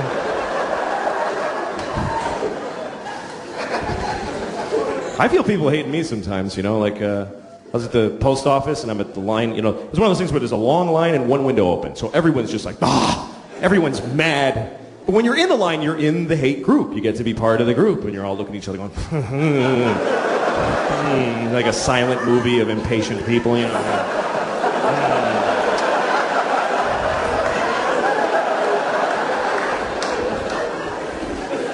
Then there's always one person who breaks the silence, somebody who has an idea, you know, like, they should open another window. And everybody's like, yeah, I know, I don't even know. I don't even know how to do it. Then there's always an old lady who has a story. I was here on Wednesday. And there was also a line like this. Holy shit, really? Oh my God, you fucking old lady. That's amazing. Well, anyway, then it's your turn at the window, right? And now everybody's looking at you and you feel the scrutiny of how quickly you're mailing your shit. You start realizing how unimportant your package is and you feel like they can tell. You know, fuck, get out of there. You don't need to mail that right now. And it's like, if you do one little extra thing, like, do you have those stamps that have Jackie Robinson behind you? You're like, Jesus. Fucking dude. They put their shit down heavily like, fuck now, this motherfucker's gonna make me stand here while he buys fucking stamps at the post office? Are you shitting me?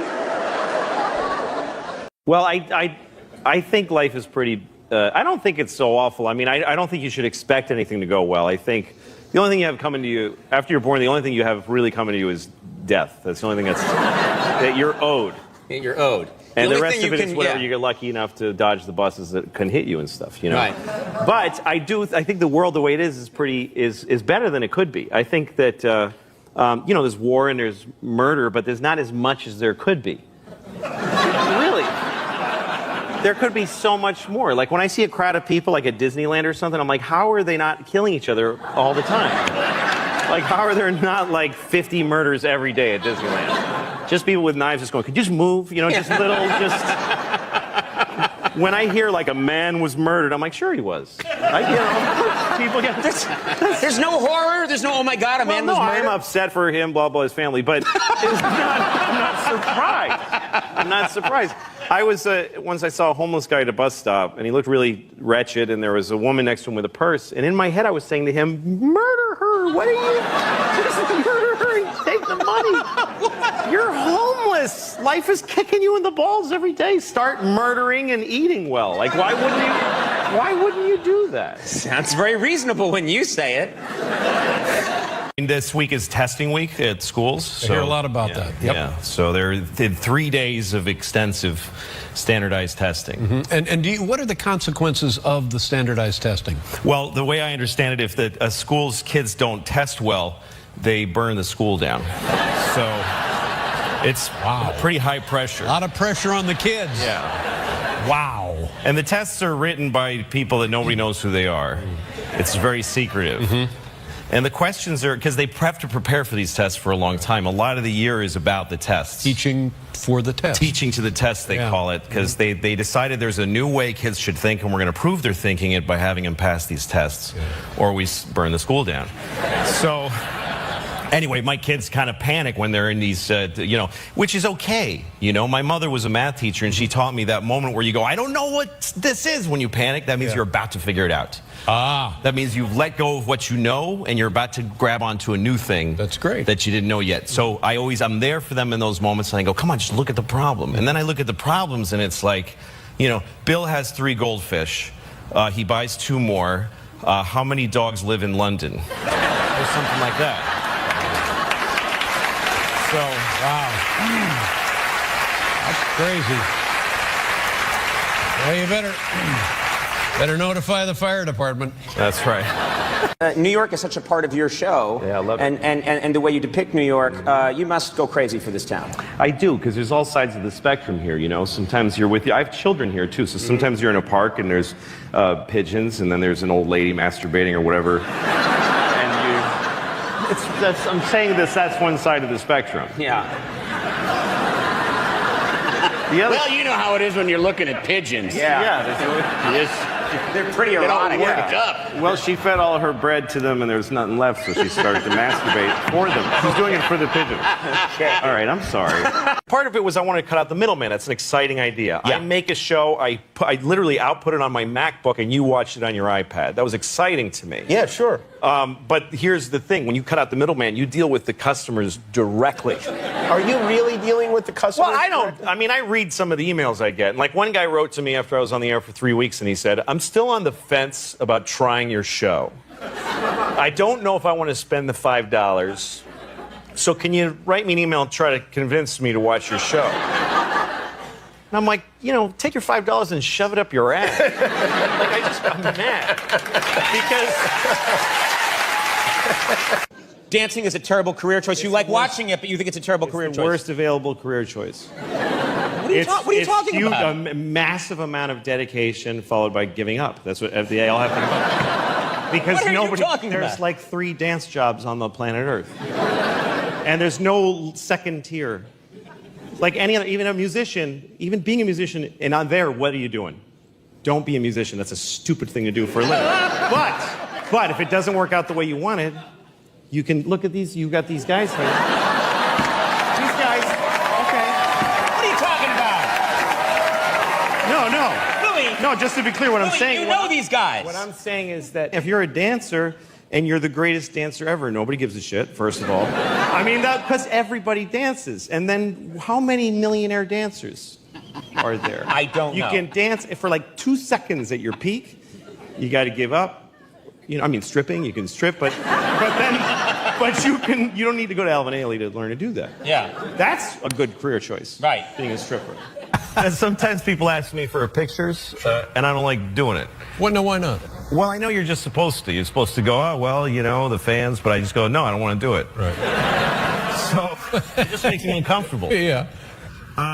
But one time, like, so I always try to be nice how I say no. I go, oh, you know, but thank you, you know, okay. So I was coming out of a restaurant once, and these 2 women are standing there, and I hear them say, picture. So I go, oh, no, I'm sorry. I just don't like doing that. Right. I hope that's okay. Yeah, and they're like, reasonable. okay. And I said, what's your name, though? And she's like, Janet. And I go, hi, Janet, I'm Louis. Hi. Hey, guys, I'm sorry, but thank you. Yeah. And then I walk away, and then I see the 2 women give their camera to some guy to take their picture. Yeah. With each other. And so... Well, that's not right. No. And so I look at this story from their point of view. They want a picture of themselves, and they go to a random stranger, could you take our picture for us? Oh, you know, I just don't like doing that.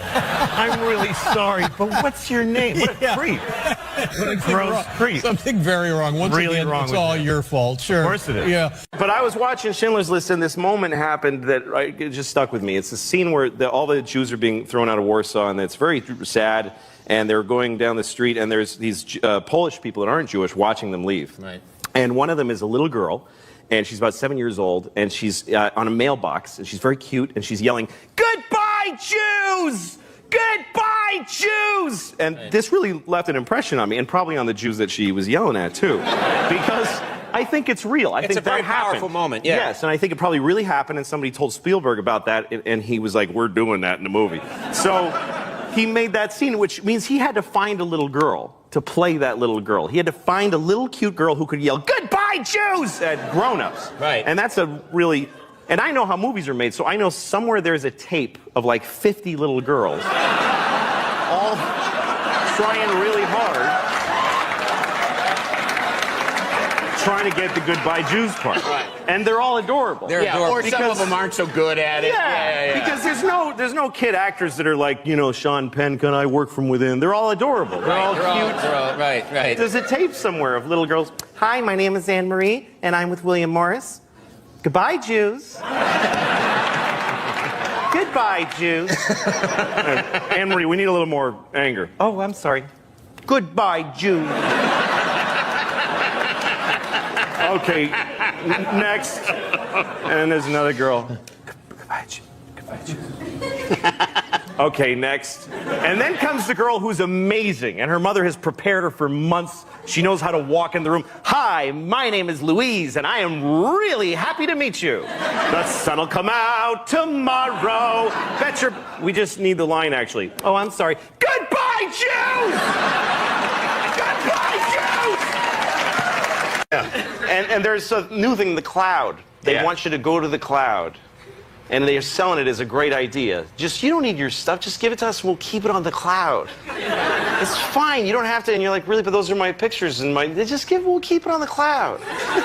You pay a little rent to have it up on the cloud. And the way they're gonna talk you into this is that you get to have a smaller device, because you don't need to keep the stuff on it. You understand? That's why, okay, like this, somebody gave me this iPhone. This is what an iPhone is right now, okay? Now, it's gonna, when they tell you you want to keep it on the cloud, they're gonna say, this is the iPhone now. The next iPhone is just gonna be this. It's just gonna be this, and it's just gonna be this thing, because you need this to store all your movies and stuff on. But you're just gonna have this, and you just rub and go, ooh, I want to see Tom Cruise, and Tom Cruise will be all around your face, and then you want to see, Selma Hayek, and then you take it and you that's how it's gonna work. I'll give you $10,000 for that thing right now. Some parents really struggle with, like, all the other kids have the terrible things, so my kid has to. Yeah, let your kid go and be a better example to the kids. Just because the other stupid kids have phones doesn't mean that, okay, well, my kid has to be stupid, otherwise she'll feel weird. Right. I think these things are toxic. I don't think especially for kids. It's just this thing. It's bad. And they don't look at people when they talk to them, and they don't build the empathy. Kids are mean, and it's because they're trying it out. They look at a kid and they go, you're fat. And then they see the kid's face scrunch up and they go, ooh, that doesn't feel good to make a person do that. Right. But they got to start with doing the mean thing. But when they write you're fat, then they just go, that was fun. I like that. That tasted good. Let me ask you a question, and this specifically about breakfast. I have this conversation with my son, who is 10, who is, I guess, right between the ages of your daughters. And it goes like this. Well, what would you like for breakfast? I'm not hungry. Mm-hmm. Well, yeah, but let's just say you were. How about bacon? No. How about eggs? No. Pancakes? No. And so we go through every imaginable form of consumable human food, none of which interests the kid. And then, so now we go back and we start over. And it's clear that he has decided on his side, he's going to say no to everything I come up with. But yet, they have to eat. Yes, they do, but why? What do you do at that Why are you asking him what he wants? I mean, you're asking him to decide where everything's headed.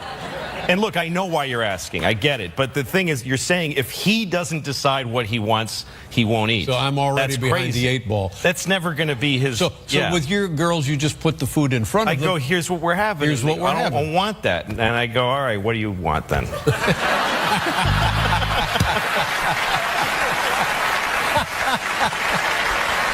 Well, how are your children doing? Are they all right? How are they? My kids are good. Yeah. I mean, on paper, they're great. They're 2 little white girls in America. Right. I mean, what? Yeah. Sometimes I look at it that way. I look at them, I'm like, you can't say anything. Yeah. You're doing awesome. Right. Just boilerplate, great lives. I gave my daughter medicine the other day, and it was bubblegum flavored, so that she'll take it. Bubblegum flavored medicine? Yeah, you get me like Tylenol, it's bubblegum flavored. Oh, it's not methadone or anything. It's no, it's bubblegum flavored. I gave her, she got a fever, Tylenol, bubblegum flavor, and she goes, ew. I'm like, you, ew. You can't say ew. I'm sorry. It's medicine. Medicine, right, exactly. It's medicine. Most children don't have medicine. Right. Most children in the world, they get sick, they die on a rock with a bear eating them. That's how they handle it. Right. And, oh, he's got a sniffle, ring the bear bell and put him outside, whatever they do. You're a little white girl in America. You wear clothes made by children your age professionally. You don't get to say ew about your bubblegum medicine. I never heard of bubblegum medicine. Well, you got the holidays coming up. Are you doing any plans? No, you seem like a very holiday guy. I just want to say I'm not trying to say that if you're white you can't complain. Right. I'm just saying that if you're black you get to complain more. Right. Because you can't. There you go. Don't tell the band that. Do you feel that we now, in the 21st century, we take technology for granted? Well, yeah, because now we live in an amazing world, and it's wasted on the crappiest generation of just spoiled idiots that don't care. Because this is what people are like now. They got their phone, and they're like, it won't. Give it a second. It's going to space. Can you give it a second to get back from space? Is the speed of light too slow? Yeah. I was on an airplane and there was internet, high speed internet.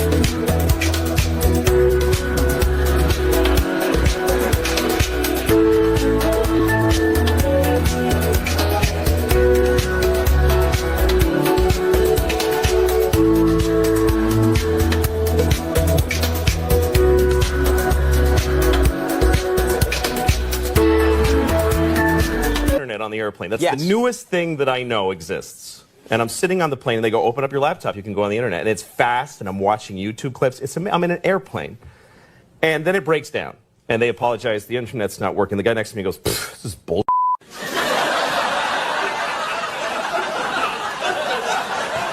Like how quickly the world owes him something he knew existed only 10 seconds ago. Right. And on planes,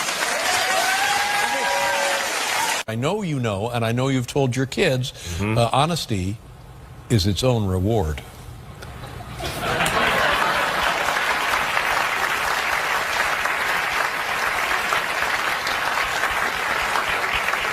I don't think so. I don't think so.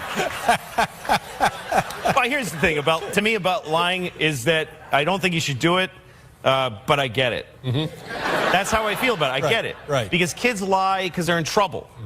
You know, if you're in trouble as a kid, it's too much. You can't take it. You're worried. Yeah, kids don't lie for some weird Machiavellian, they're not like, what my teacher said about you? It's interesting. They're not trying to start something. No.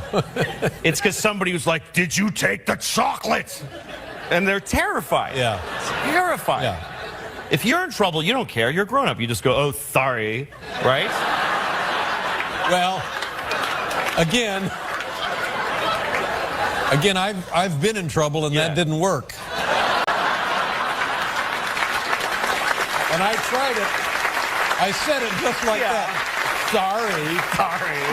Sorry.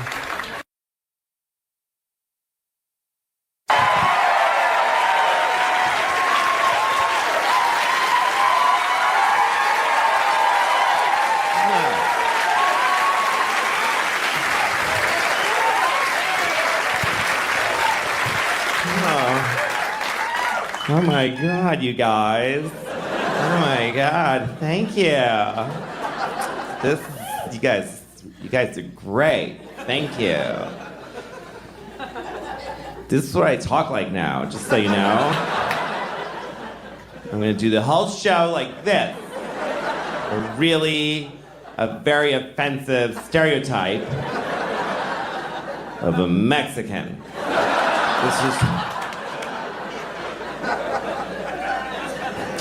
This is a Mexican at the border. Just let me in! Jesus! You guys are dicks in there anyway. Fuck you, America. Is that too high up, do you think? Sorry, I always like to stand just a little bit wrong, you know? Just for my own entertainment, instead of staying like this. Just put it a little bit up here, just so people are like, I don't know why that bothers me. Especially if I'm somewhere I don't like being, like CVS. You know, I hate CVS. But sometimes you gotta go in there. That should be their slogan. CVS. CVS, sometimes you gotta come in here.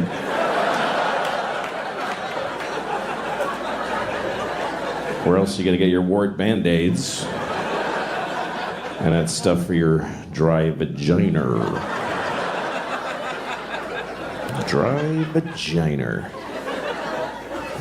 I used to think it was called a vagina. I did because I grew up in Boston. And I don't know if you are familiar with, people call it the Boston accent. It's not an accent. It's a whole city of people saying most words wrong. It's just a stupidity in a massive region. Because my teachers, they teach you to talk like that. My teacher, I had a teacher named Miss Doherty, but she thought her name was Mrs. Darity.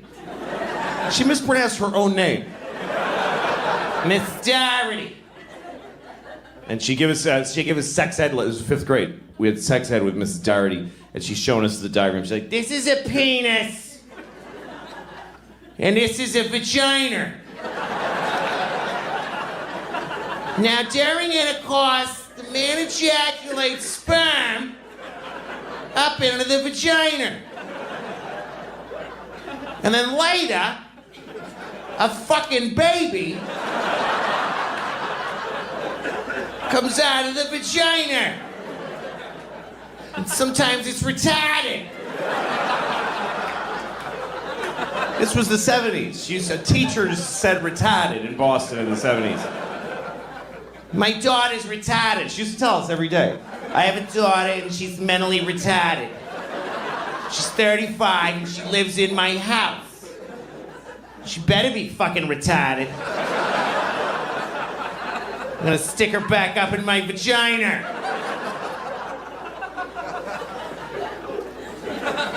So I thought it was called a vagina until I was like 25.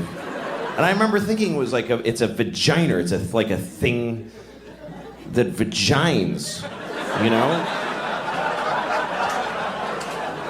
Like you use it to I gotta vagine my driveway. I don't know, just gotta vagine this new table I just made. That would make a nice table. Like you make a new table and then you take the 80 grid paper and you sand it, and then 120, and then you go, "All right, honey, get up there." And she just... It's like old, like one of those Danish tables, or like a, ooh, nice old Italian table. "This table is very smooth because my wife have a very juicy boozy, and she vagina the table. And my family, we do this for generations, and we vagina." All right.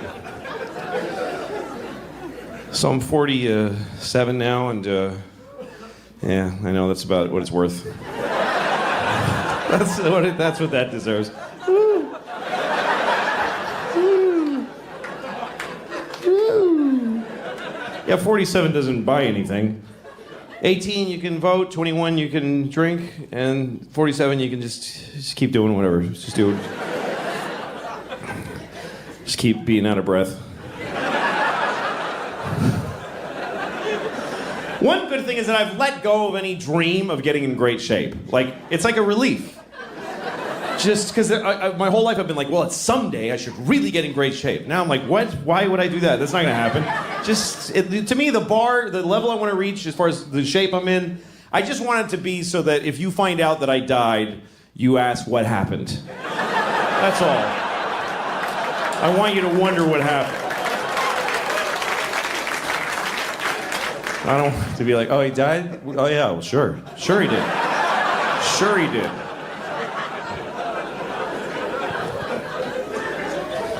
To be a bigger news to you, did you hear Louis is still alive? Shit. Oh, really? Oh, my God. Oh, my God. How? How? Something's changed when you get older. Like, I've reallocated some of the noises that I make. Like, the noise I used to make when I come is now the noise I make when I pee.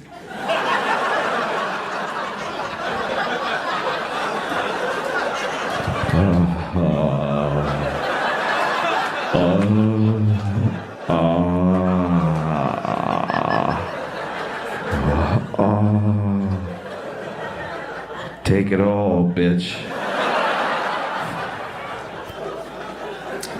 Very disrespectful to my toilet, unfortunately. Yeah, you like that piss, don't you? Bitch. I'm gonna shit in your mouth, too, because you ain't nothing but a shitty, piss-drinking toilet. Dumb bitch toilet.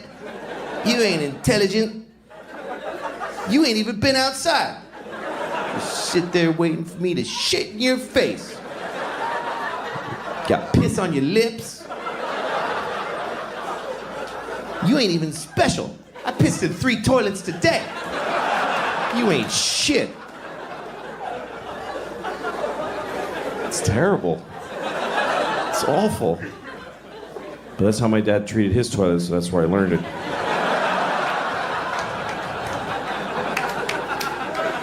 It's a shame.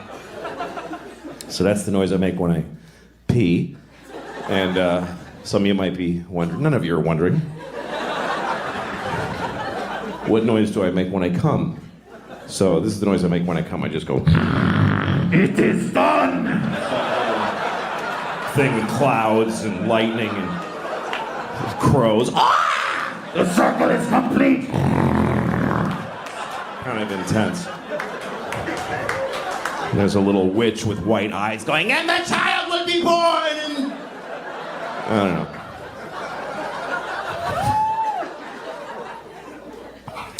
One time I was having sex with a woman. It was our first time having sex. Also turned out to be our last time. But I wasn't. Didn't know that. Anyway, I was gonna come soon, so I felt like talking about it. But I didn't know her very well. So it came out weird. I said, "Oh, I'm coming."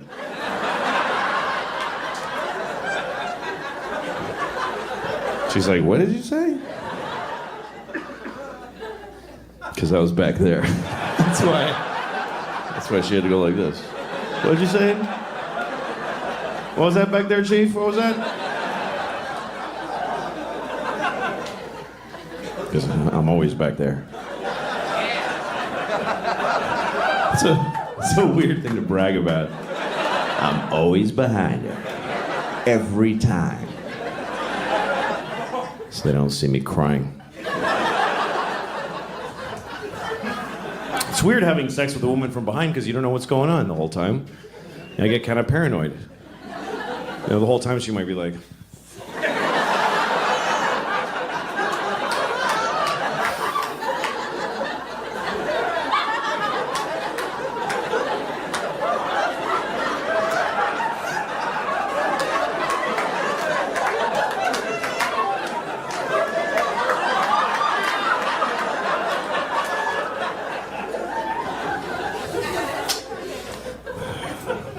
I was on the subway in New York. This isn't another sex story. This is a traveling story. Are you ready? So I'm on the subway, and I'm standing there. I wasn't holding anything, I just like to stand like this. I'm standing there. I walk around the city like this. Hi. So I'm standing there, and from behind me over here, I hear this. I hear, and I was like, ooh, okay. This is a crazy person. I mean, it's not a big surprise in New York. Then I heard it again. I was like, all right, I want to see the crazy person.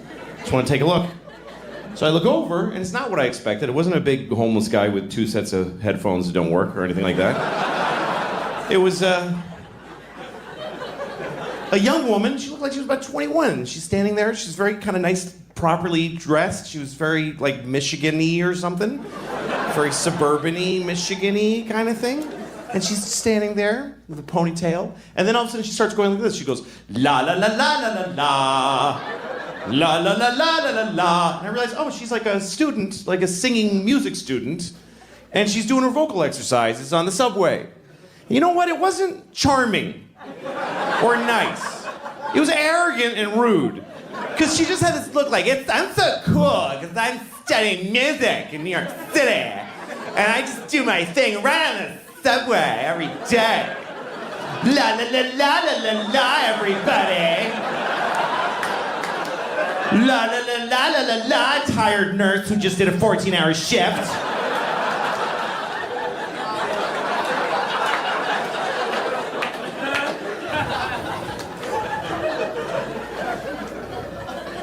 We live in an interesting time, you know?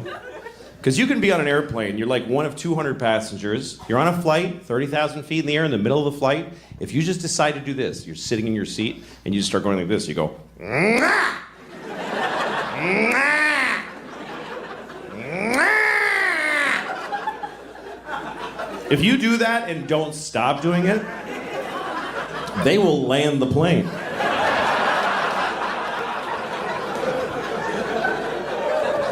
You can will a plane to the ground without a weapon or a threat. You don't even have to do that much. You can just sit there and just start going, down, down. Seriously, if you were on a plane and you just didn't stop saying down, down, down. Sir, is there a problem? Down, down. Fighter jets will appear. I mean, you'll go into the nearest airport. And then I guess you're in trouble, but well, they can't put you like in prison because you said down several times. They'd like bother you. Why'd you do it? Are you a terrorist? Why'd you do it? I just didn't want to be up anymore. Just didn't like it. I mean, I just said the word of the where I wanted to be. You didn't have to do it. It's just a suggestion. Jesus Christ. I was on a plane once and there was 2 babies on the plane. And other people. It wasn't just me and 2 babies. That would be weird. You get on a plane, there's just 2 babies.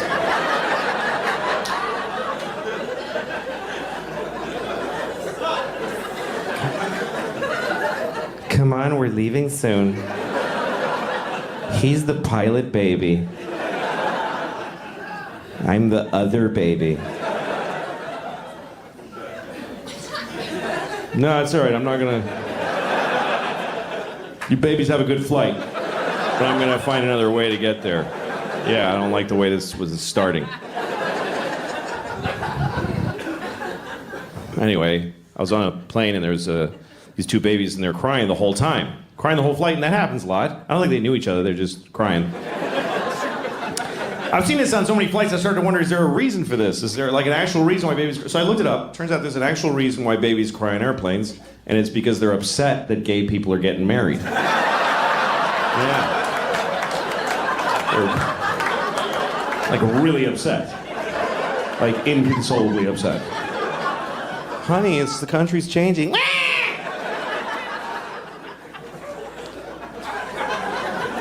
And I don't agree with them. I think if people are in love, they should get married. But they can't accept that. Because they're just, they're just being babies. Babies are selfish. They are. Babies are selfish. They just, meh. No baby ever goes, meh, How are you doing, though?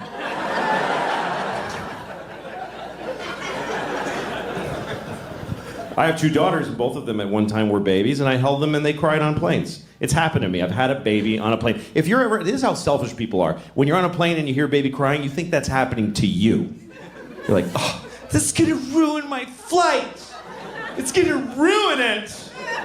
Well, look at the parent, because that person is holding a crying baby on a plane, which means they've been traveling with a baby all day, which means they have a baby. Okay? So their life isn't even good. They don't like anything. Their whole life was, Jesus. If there's any joy for them, it's that this is now bothering other people. Yeah, you listen to this shit now. Wah!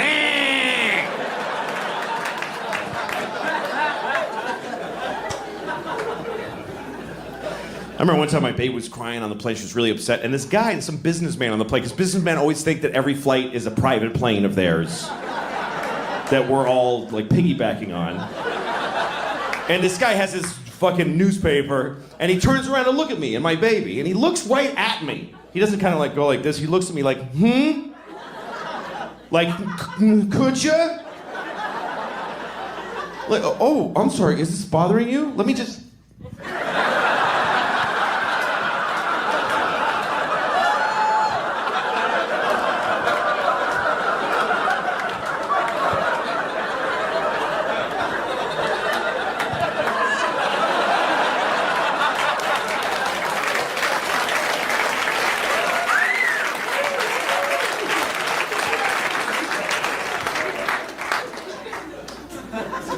You all just clapped for a dead baby. You applauded a dead baby.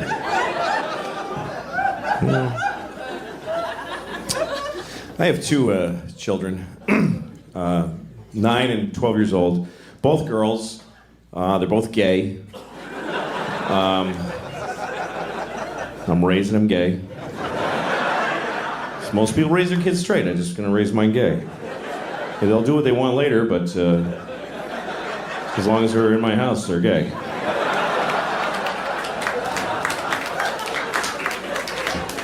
I tell them every day, you're gay, honey, good night. Go to bed. Brush your gay teeth, gay honey. Don't forget to be gay.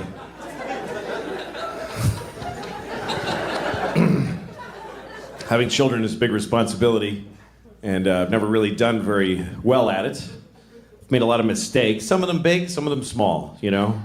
Like, I'm still a person, I still am an idiot. You know, still, like, I got high one night, I got really high, because I don't do drugs, I never do drugs, never. So that when I do, they're way more fun. To me, that's my best advice about drugs. If you want to enjoy drugs, never do them. Never. Because then when you do, they're actually fun. Because when drugs are part of your life, they're just another pain in the ass in your life.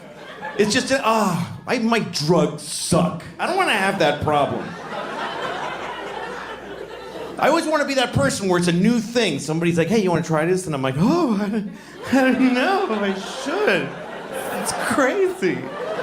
I don't even know how to do it. I mean, what is this? Anyway, I got my friend had the little vape. I'm a little worried, honestly, by the young people with the vaping and they just do this and then they just vape and they just stand on the corner and puff and look at the fucking thing. And I miss you. That's what it is. I miss you people. Because you used to stand around like this, and I get to go, fuck that one, and that was okay. But now I'm just looking at the top of people's heads now. But I didn't realize how, like my friend, I have a younger friend who vapes, and she told me it's just to kind of like calm down. She's like, I barely feel it, you know? Sometimes it helps me sleep. So one night we're hanging out, I'm like, I'm gonna go home and go to sleep. Maybe I'll just try it. So I took one little tiny hit. I was insane. I was completely insane. I was in my house, I couldn't even walk past the window. I had to go under the windows because I was afraid of the inside of my own brain. So I started texting people, just texting. I'm so high. I'm so fucking high. I'm so high, and I tested, to another friend. I'm so high, I want to suck the pot jizz out of my own dick and get higher. That's what I wrote. I'm not bragging, I'm just telling you that's what I wrote. And I sent it. And then later I looked at my text and I was like, I think I might have sent that to my 12-year-old daughter. I think it's possible. And I didn't, but I too easily could have. Now my kids are in my phone. There needs to be some very reliable firewall that says these numbers are much harder to text. That you can't just, whoops, traumatize her irreversibly. That you can go to write to these numbers, I have to solve the Hellraiser puzzle, and I have to, there's two guys with the keys at the opposite room that turn them at the same moment, and there's a warning, are you sure you want to send this picture of your pubic hair to your ex-wife's mother? That's how you want to break the silence 6 years since the divorce. This is my pubic hair. Look at all of my pubic hair. How have you been?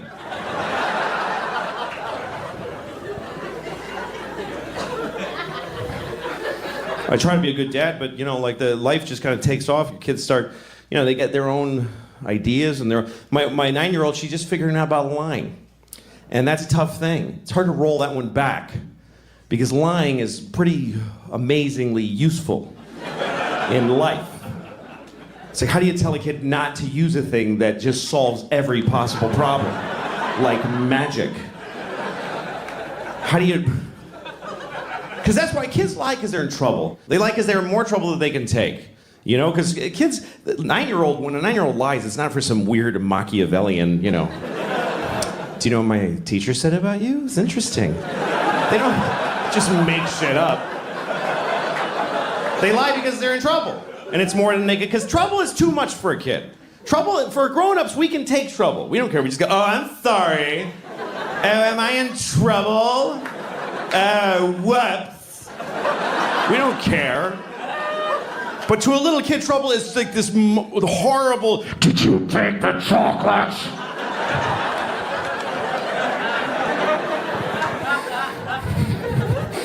And she did, and she doesn't know how to handle it.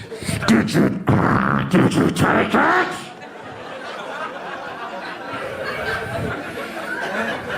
No. Well, all right then, have a nice day.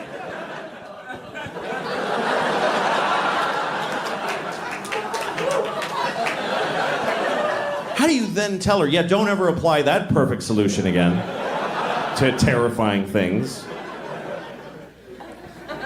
Mark Twain once said, a man who always tells the truth doesn't have to remember what he said. And that's great. But Mark Twain also said, there once was a big black guy named Nigger Jim. So, I don't know if 100% of the things he said were perfectly awesome.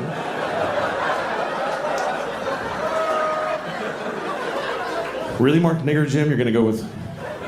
That's the best you could do.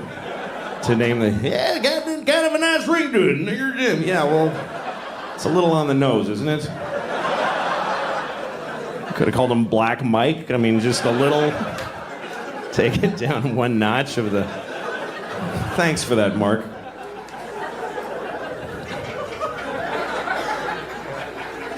Anyway, so while we're in this area,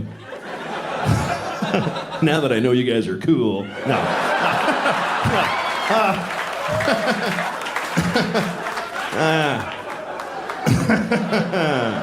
No. But.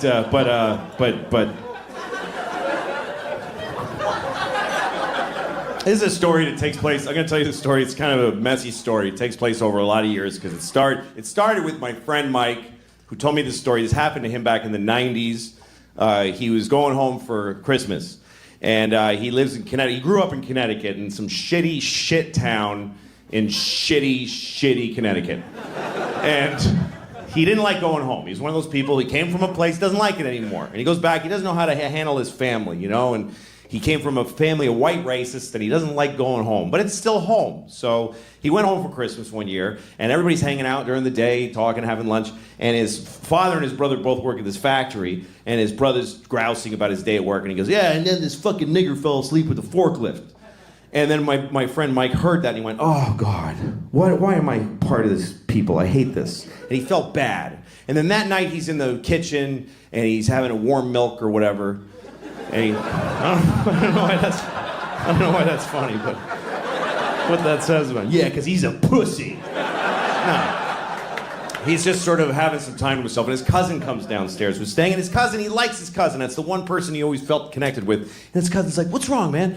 And he says, well, geez, I come home, and I hoped that everything would be, normal, but then my brother says, oh, he's about the factory, and this nigger fell asleep with the forklift.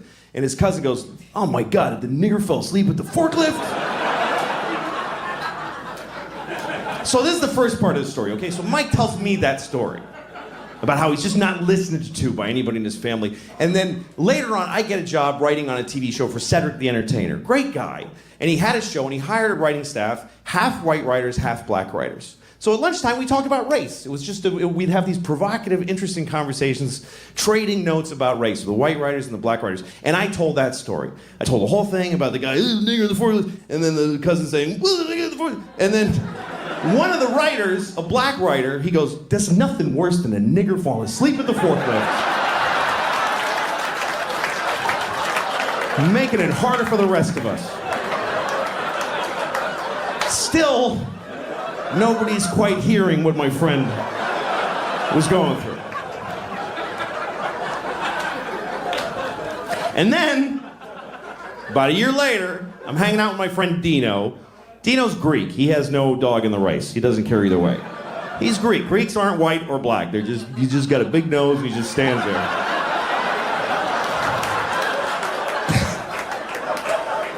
I told Dino the whole story. I told him about the guy, the forklift, and and then the black, and then Dino says, how do you fall asleep at a forklift?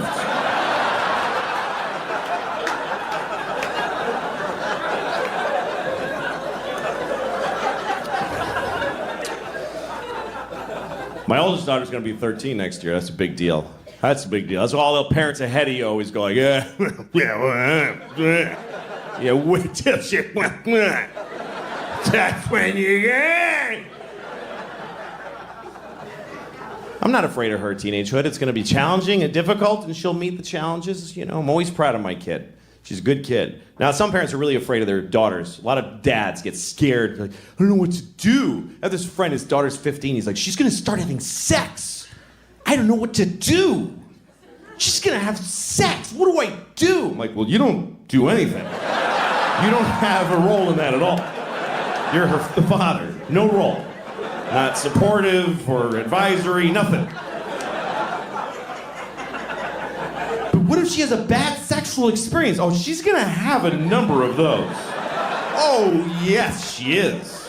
Her whole life is gonna be just walking through a blizzard of bad dicks, just... Ow. Dicks. Just... Jesus.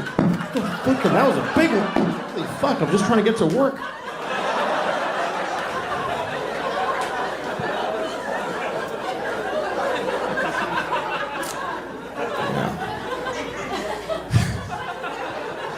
The little one, the 9-year-old, life's a little simpler.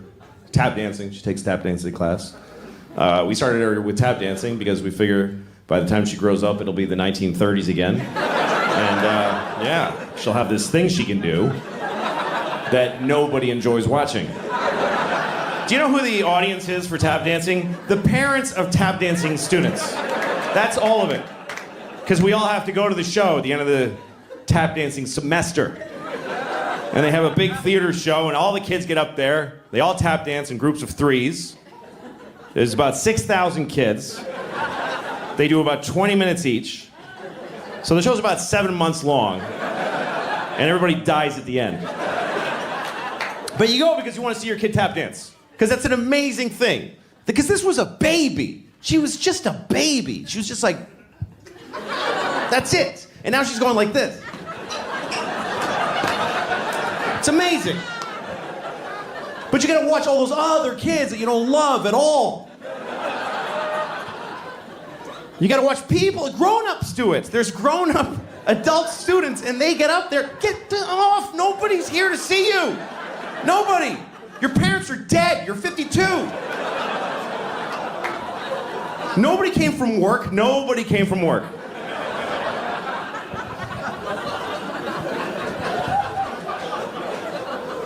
I take her every Thursday to tap dancing. And we go up to the school, and she puts on her tap shoes, and she goes in the room. I don't go in there, and she tap dances, and I wait outside. Because it's 40 minutes. It's not enough time to go anywhere. So I just sit there and listen to... And she comes out, I'm tired of this. I don't want to go anymore. Good, don't. I don't want to bring you. Quit. Quit. I don't care. I don't push my kids into this shit. Because you got to do it too. I don't want to do it. Daddy, I'm tired of soccer. Soccer is out of our lives forever. With those words from thine mouth. Soccer is gone. I don't care. Don't go to school. I don't want to get up at 7. Don't do any of this shit, honey. I don't care. I have money. Just eat the food in the house. Stay home and eat. You and your sister don't have kids. I can cover all of us and then we all die.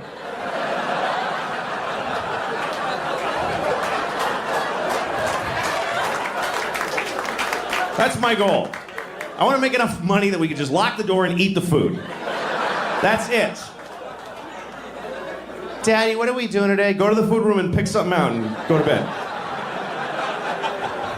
That's all that's required of you. People overthink this life shit. People get all knotted up. I don't know what to do with my life. Like, I don't know, like, what I should be, or, like, I don't know. It's like, what should I, like, do with my life? Just get food, put it in here. Put food in here. That's it. Put food in here. Walk around and look for food. And anytime you see any food, put it in here. Just take it and put it in here. Later, when you feel pressure, shit out the shit in there. That's it. If anybody tries to stop you from doing either of those, murder them.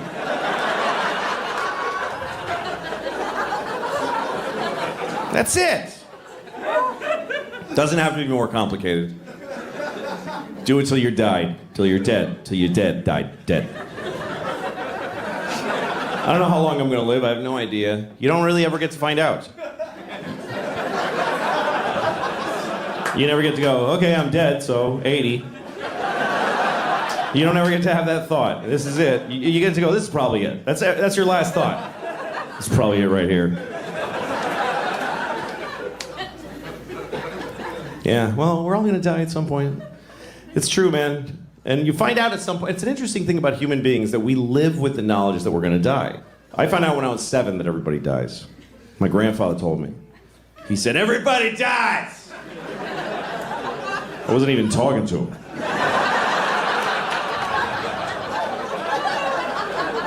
I was just trying to blow out the candles.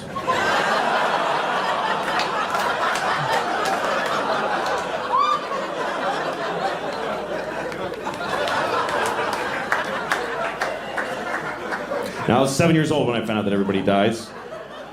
And I was excited. Not because everybody dies, but because I knew it. I was excited because I knew I was young to know that everybody dies. I knew that most of my friends didn't know, and I thought, I want to tell them. I want to be the one that tells everybody.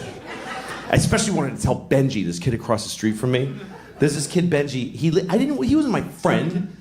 I was 7 and he was 6, but if I ever came out in my front yard, he would come out and I'd be like, oh, here he comes.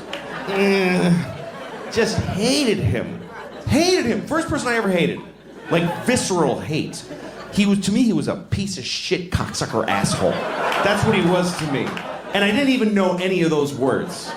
I just had that like as a raw feeling with no way to say it. I was too young for the feeling that I had. And then I heard somebody say piece of shit cocksucker asshole. I was like, Dad, yes, thank you. That's yes. That's how, yes. Anyway, one day I was in my front yard and piece of shit Benji comes across. And he says, I got a new bike, or something like that. And I was like, you're gonna die someday.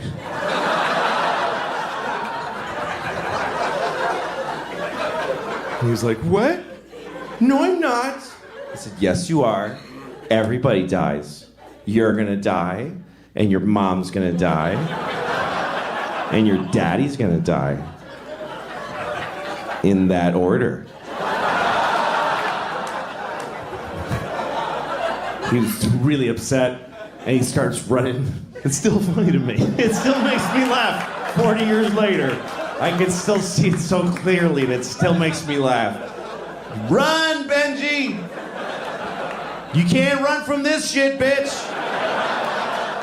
It's gonna get ya! I wonder if he's dead. Anyway. So, he came back with his mom. His mom's so angry. And then I was scared. And his mom came over. What did you say to him? And I said, I told him that everybody dies.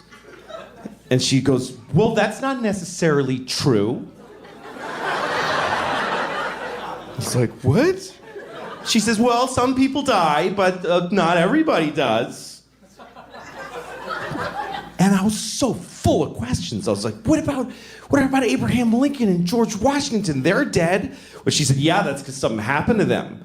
George Washington didn't take care of himself, and Lincoln got shot. But there's a lot of people alive from those days. And I was like, really? What about, like, Bible people? And she's like, yeah, we have to go. And then she left. Because I think she realized this is only going to get worse. She's not on a good side of this argument.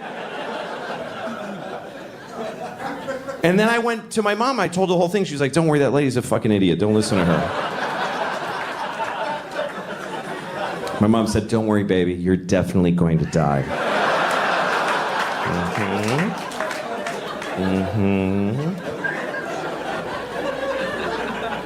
People from the Bible. I wonder if people in the Bible knew they were going to be in the Bible. Like, you guys, this is totally going to be in the Bible. This is totally, you guys are going to get in the Bible, everybody. I'm going to get my roots done so I look good for the Bible.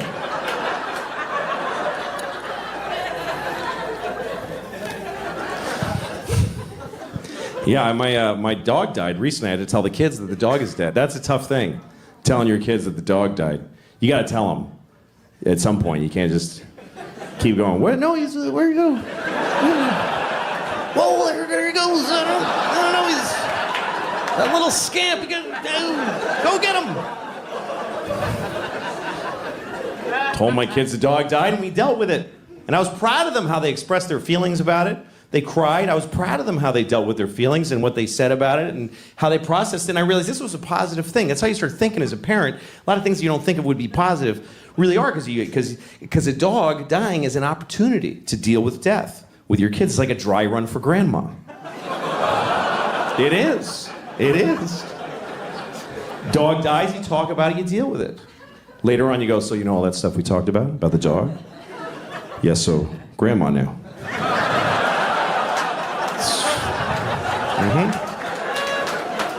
All the same stuff. That's right. All right, go brush your teeth.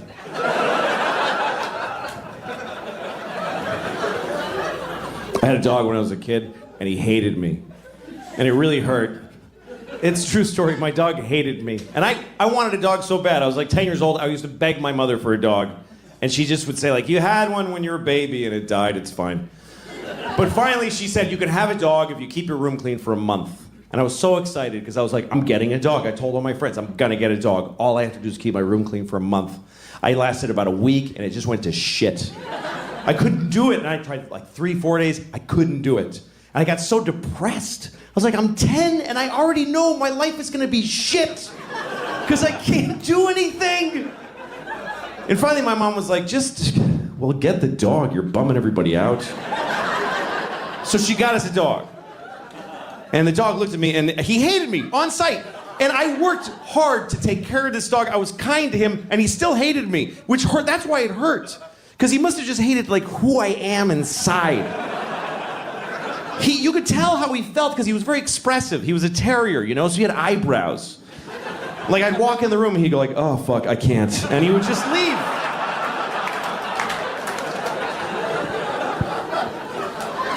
I would take him for a walk and I had to use a leash, and I didn't want to use a leash. I want to be one of those cool guys with a dog that just comes along. You know, those guys always got like a suede jacket with patches in it and like scratchy hair. And he's like, hey, and gets in his old pickup and he's like, come on, dog. He goes like, you know those guys that can whistle, that cool whistle? Whatever. Woo! And the dog jumps in the back and they both get laid somewhere because they're both so cool. That's what I wanted.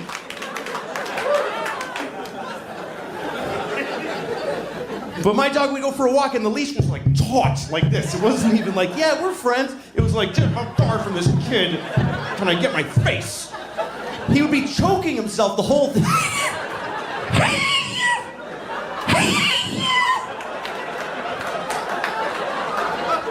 And if I ever like slipped and dropped the leash, he was like, I'm not your dog. He would just run. He would run like a slave. He would just take off.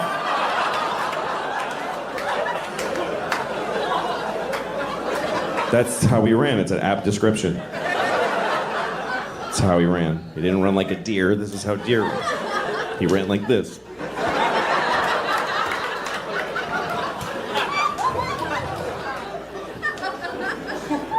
He ran away so many times, and then we got a call from the pound. Hi, we have your dog. And you could hear my dog in the background like, don't. Seriously? I told you I don't want to. I've never been a big animal person. Some animals I hate. Bats. I think bats are just disgusting. I hate bats. It's a rat with leather wings. You ever seen one and they like look around? It's like somebody, you know, they have a face.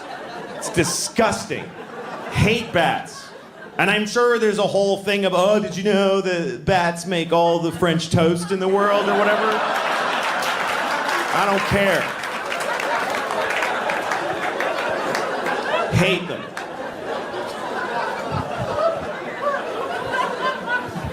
I had a bad bat experience. This summer, we rented a house this summer. I got a house for me and the kids. My ex-wife and I, we share custody of the kids. And so the summer, 1 month they go with her, 1 month with me. So I got a nice house in the country. And it was beautiful. The kids loved it. But the kids go to sleep at, 8 o'clock at night.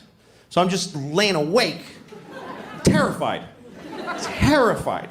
I'm so scared in the country because it's just quiet and it's just mystery and trees and darkness. I live in New York City. I feel perfectly safe there. I'm surrounded by murderers and child molesters and Jews. All right. I mean, there are a lot. There's a bunch of those. But so one night I'm in the country house and I'm just laying awake, just begging for the fucking sun to come up so I can sleep through my days with the kids. And I'm laying awake, and my bedroom's above the kitchen, and I suddenly hear this. I swear to God, I heard this sound. I heard, what are you thinking? I heard that, like clear as a bell. And immediately my heart is pounding. I'm like, I'm going to have a heart attack right now. Because there is a witch in the kitchen. First of all, there are witches. I have no doubt in that moment. There's witches. That's how easy it was to flip me over. There are witches. And there's one in the kitchen. And I gotta go down there. I can't just, they like kids. She'll get the kids. So I go downstairs, I'm terrified. And I'm standing outside the kitchen door like this. For like an hour. Too scared to go in until a little bit of logic seeped in and told me even if there is a witch in there, she wouldn't just make a noise and then just stand there for like an hour. So I go in, there's nobody in the kitchen. And then I hear the noise again, and it was the dishwasher. The dishwasher has weird tubes, and when the soap goes through them, it's kind of vocal. I don't know why, but it goes. It was the weirdest thing to watch my dishwasher do it. I was like, all right, it's cool, I'm fine, there's no witches. I'm about to go upstairs, and a bat, a fucking asshole bat, picked that, he's like, and he just flew right by my head like this, and I went, ah! And I just fell on the floor. And I crawl into the closet. I close the door and I call 911 right away. I don't know if you ever called 911 and you don't realize until they answer how you shouldn't be calling 911. 911, tell us your emergency. Hi, I'm sorry. I'm very sorry to be bothering you. This doesn't qualify. The lady's like, sir, what's the problem? I said, there's a bat in my house. And I don't like it. She was nice to me, because it's country 911. If you call 911 in New York City, there's a bat in my house, I'll be like, sir, we'll send a car right over to shoot you in the face. But she was nice. She's like, sir, we understand. You're divorced, you're overcompensating with a country house. You're in over your head. She said, call this guy. She gave me a number. She said, call this guy. He's a guy who takes care of bats. He's a man whose bats are his focus. Felt like she was doing a lot of work to not say Batman. Like she was kind of going around. He's a male human who bats are his... I'm not going to say Batman. I don't want to say it.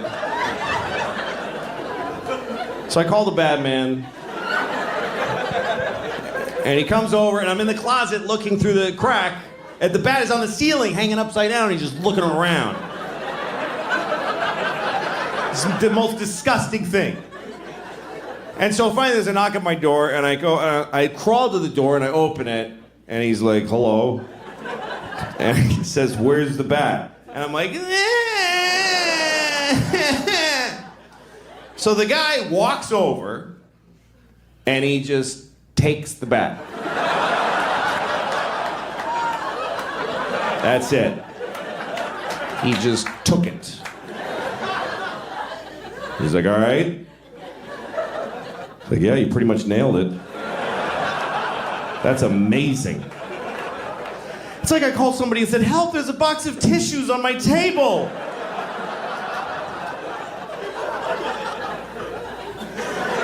Oh, thank goodness. What a relief to have a man in the house. Would you like some sweet tea? Wasn't expecting company. Oh, my robe fell open. He saw my breasts. Ooh, what do we do now, Mr. Batman? You know, I'm kind of grateful to that bat now. Now that you're going to fuck me.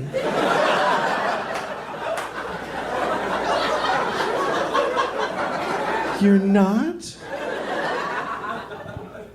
Well, all right, you can go then. I can't get out of it. I'm sorry. All right. I just like to keep doing that till the laughter stops. I'm just like, fuck, this is getting upsetting. What if I just did that for like 40 minutes? Well, if you weren't gonna help me, then why did you come over? I'm alone here all day and I hardly can handle it anymore. All right, okay. So, no, don't do that. Don't do that. I was in New York one time. I was on the subway platform and I saw two rats and they were fucking. And I never saw that before. I'm like, oh shit, there's two rats fucking right there. And so I watched them. Because you can watch rats fuck. It's not a big deal. You don't have to go like...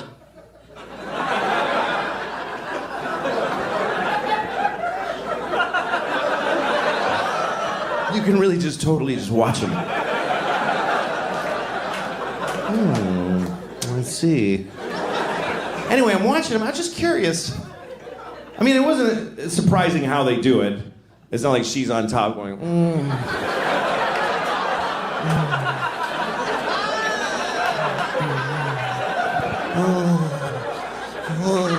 thank you.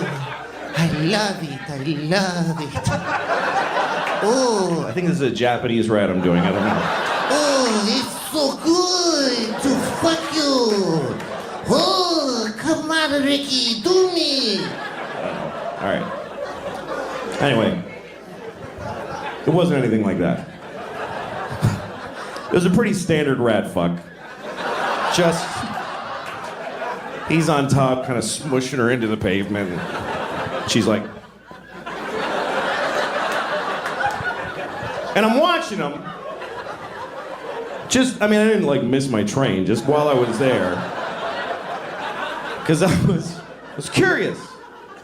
That didn't turn me on, I was just curious. Because I want to know, what is it going to be like when he comes? That's what I wanted to know. What is it like when a rat comes? Is it just a biological thing, just a dispassionate kind of just, me, and then he just goes home? Or is it like, oh, fucking yeah, is it like, ah, is it, is it ecstasy? Is it an orgasm? I told that story to a friend of mine. She was like, well, what about the girl rat? What about her orgasm? Why don't you empower her and wonder how she comes? What are you, crazy? Girl rats don't come. There's no way the girl gets to come when rats fuck. First of all, he's not gonna hold out for her. He's not that kind of dude, you can tell. He didn't give a shit. He's gonna fuck her and leave. He doesn't even know her name. He's not sitting there waiting for her and trying to think of things to not come, like giant garbage bags with no food in them or whatever. And even if he did, she's on a subway platform in front of people. She's not gonna be able to get to that place, that inside place that girl rats need to find their orgasm. Because I know what girl rats need. I know how to make a girl rat come. I do. You just pick them up and hold them upside down and you just...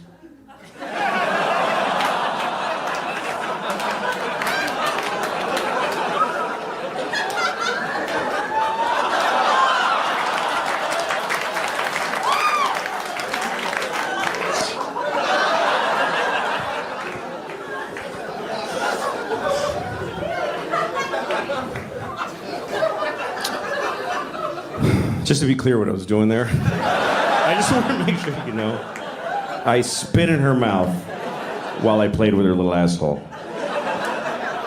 Don't judge her, that's what she likes. I did it for her.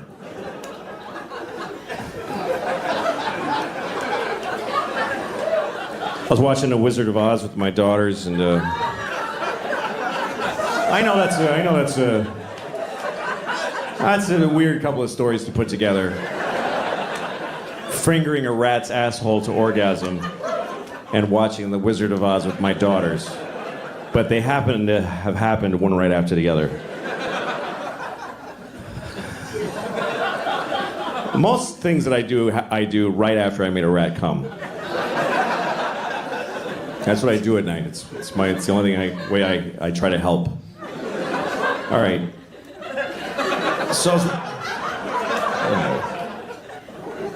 let me just tell you this first. I was at a place to eat dinner in New York, and I heard these two women talking, and one of them is talking about the guy she's dating. They were about 21 years old, like NYU students, and so she's talking about it. You know, a lot of times I'll hear this, a woman talking about the guy she's dating, and she runs down the stuff that's not satisfying. The things she doesn't like. She's like, he's just, I text him, and he doesn't respond right away, and then when he does, it's like, whatever. So that's weird. And then I saw him and he's just being weird.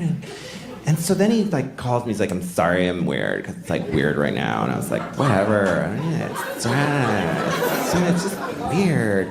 And then I'm listening because I wanted to know, what is her friend gonna say? I wanna know what kind of friend she has, And her friend just says, he's a piece of shit. He's a piece of shit. He's not good enough for you, because you're amazing. You're amazing. So he just can't handle how amazing you are. And I remember thinking, that is a shitty friend. That's not a good friend. That is not a good way to approach life. I'm amazing. And anybody who doesn't text me back just can't handle how amazing I am. I mean, she's a student. She's not Nelson Mandela. She's in college. I'm sure she's fine, but you're amazing. The way you take classes. What is so amazing? She's kind of boring, he's kind of a douche. It's fine. They're fine. You need to know that you're boring a little bit. It's important. Self-love is a good thing, but self-awareness is more important. You need to once in a while go, oh, I'm kind of an asshole. You have to have that thought once in a while, or you're a psychopath. You know, like when you say to a friend of yours, you're being an asshole, and they're like, no, I'm not. Well, it's not up to you if you're an asshole or not. That's up to everybody else. You don't get to say no to that. You're an asshole. No, I'm not. Oh, sorry. I thought, okay, I'm glad I checked. I guess you're not. If somebody tells you you're an asshole, you should go, oh, shit. All right, what happened? How did I get here? It's like somebody saying, you got something on your face. No, I don't. It's like America. I feel like America is like the world's worst girlfriend. America is like a terrible girlfriend to the rest of the world. Because when somebody hurts America, she remembers it forever. But if she does anything bad, it's like, what? I didn't do anything. America, why do you keep bombing those people in Yemen and all these? It's 9/11, okay? 9/11. Shut up, asshole. Okay, well, you killed hundreds of thousands of people, so I think, yeah, no, but 9/11. Fuck you. You didn't understand. Yeah, but you're torturing people. It wasn't even torture. Oh my God. He's such a baby. I didn't even do anything to him. And I'm saying this about women because I'm a guy. Women might say this about that. This is what guys are like. That's just what it's like, because I think racism and sexism are very different. To me, racism is just a mistake. It's like just an error. It doesn't really make any sense. We could just do away with it. But sexism isn't going anywhere. Because sexism is way deep the fuck down inside. So it's just the way we feel about each other. So, women! Women!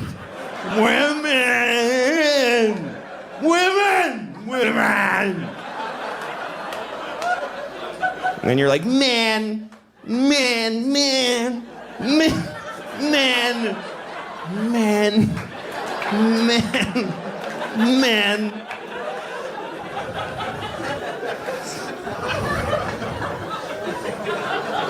Anyway, so I'm watching The Wizard of Oz with my daughters. Is that enough of a palate cleanser? All right. I'm watching The Wizard of Oz. I don't know if you've seen it. It's about a little girl named Dorothy. A very sweet little girl, played by an alcoholic older lady who lives in Kansas. She has a dog. She's very upset. And she keeps telling, my dog. And everybody's like, this is a farm. We're working. Leave us alone. And then there's a tornado, and they all run inside, and they barely look for her. It's unbelievable. It was so upsetting to me when I was a kid to see this movie. Because Auntie Anne's like, Dorothy! Okay, fuck it. And she just goes right inside, bolts the door. Unbelievable. So Dorothy goes up to Oz. So here's the thing. I was watching the other night, there's this one moment that really stunned me. It's when Ray Bolger played the Scarecrow. He just got ripped apart by flying monkeys. And he's very upset. And he has this performance that's way over the top, even for this movie. Do you remember that moment the Tin Man comes over? What happened? And he's like, well, first they tore my arms off, and they threw them over there. And then they tore my legs off, and they threw them over there. And I've seen this movie 1,000 times. But for some reason this time, that moment made me go, whoa, shit. That was a lot. And I started to wonder if Victor Fleming, the guy who directed The Wizard of Oz, if he had a moment during the filming of the movie where he was like, I think I gotta have a word with Ray. Because that's getting to be a lot. All right, let him do another one. Okay, action. What happened? Well, first they tore my arms off, and they threw them over there. And then they tore my legs off, and they threw them over there. Okay, cut. Comes over. So listen, Ray, Yep.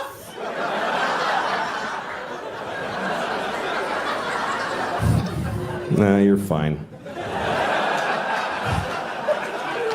You guys have been great. Thanks a lot for coming. I hope you enjoyed it. Thank you very much. Thank you. Thank you.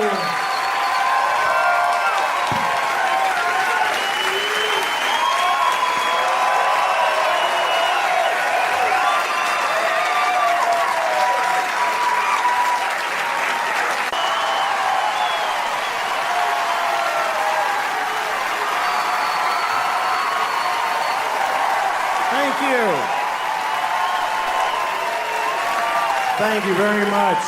I appreciate that. I don't necessarily agree with you, but I appreciate it very much. Well, this is a nice place. This is easily the nicest place for many miles in every direction.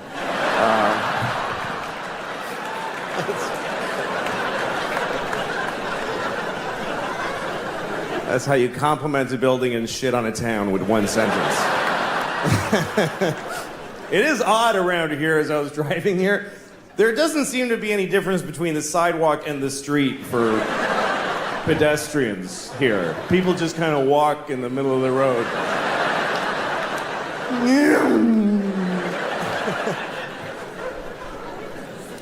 I love traveling and seeing all the different parts of the country. I live in New York. I live in a... there's no value to your doing that at all. I live in New York. I always... there's this old lady in my neighborhood, and she's always walking her dog. She's always she's very old. She just stands here just being old. And the dog just fights gravity every day. Just the two of them, it's really... The dog's got a cloudy eye, and she's got a cloudy eye, and they just stand there looking at the street in 2 dimensions together,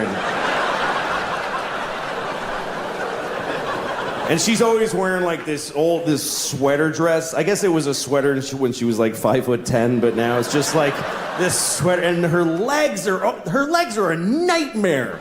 They're just white with green streaks and bones sticking out, and her legs are awful. I saw a guy with no legs wheeling by, and he was like, ugh, no, thank you. I do not want those. I'd rather just have air down here like I have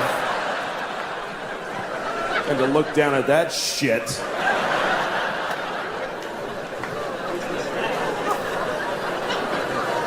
I see these two all the time. And I always look at them and I always think, God, I hope she dies first. I do! I hope she dies first for her sake. Because I don't want her to lose the dog. I don't think she'll be able to handle it. If the old lady dies first, I'm not worried about the dog, because the dog doesn't even know about the old lady. This dog is aware of 3 inches around his head. He's living in 2-second increments. The second he's in and the one he just left is all he knows about. But if he dies, this lady, she's gonna be destroyed, because this dog is all she has. And I know he's all she has because she has him. If she had one person in her life, she would not keep this piece of shit little dog. Even if just some young woman in her building one morning were to say, "Good morning, Gladys," she'd be like, "Oh, good," and just flush him down the toilet. Just...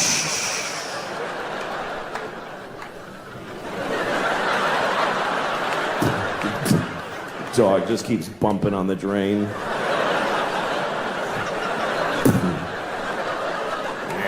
She gives up. Ends up just shitting on her dog for the rest of her life.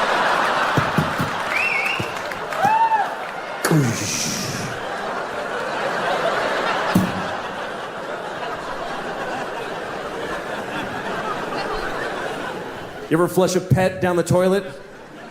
I had to flush my daughter's fish down the toilet. I came home, the fish was dead. She wasn't home from school yet, so I just flushed the fish. And that's a weird moment too, because fish live in water. So you put it in the toilet, floats to the bottom, like, yeah, he's dead. And then you flush and it looks like he goes, "Wait a second, oh, shit! I was taking a nap, Jesus! You gotta be in constant motion, you gotta be respecting his house.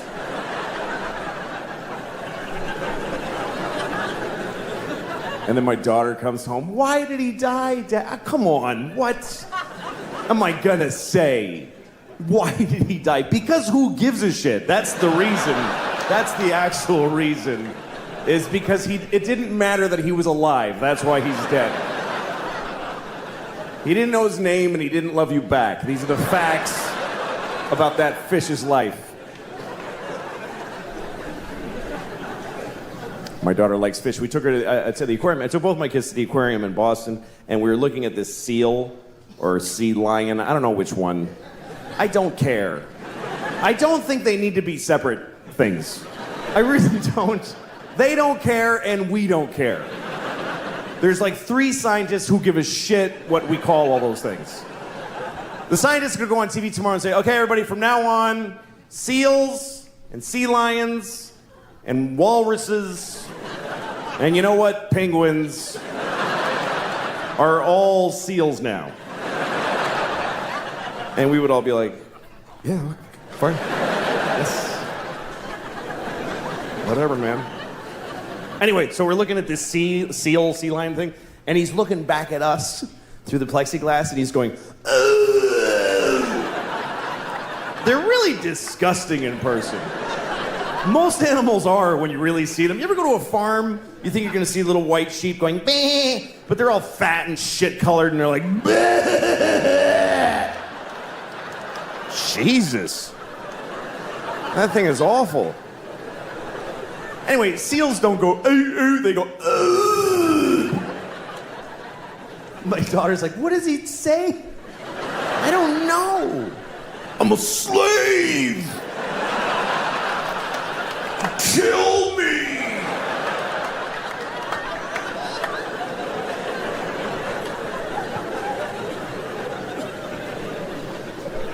Must be awful to be other kinds of stuff.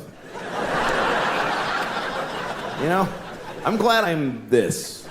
This is a pretty good deal when you consider the alternatives. Anything else, any other kind of thing, you're in the food chain.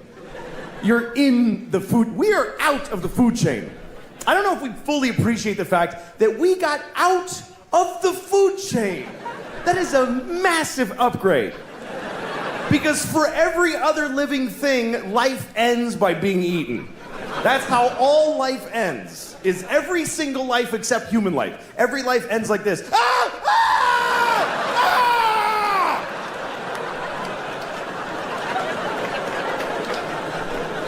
Ah! We're the only ones that get to just die old in a bed. Just, I love you. Bye.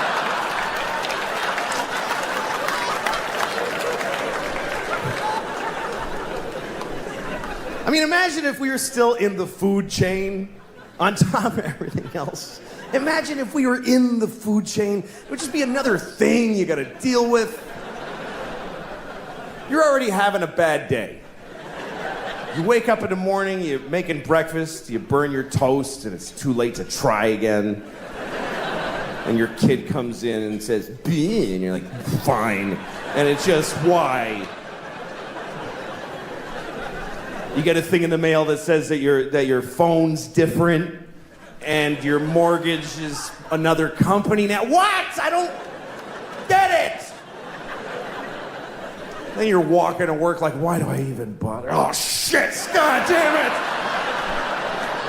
There's always fucking cheetahs at the train station. Stop it.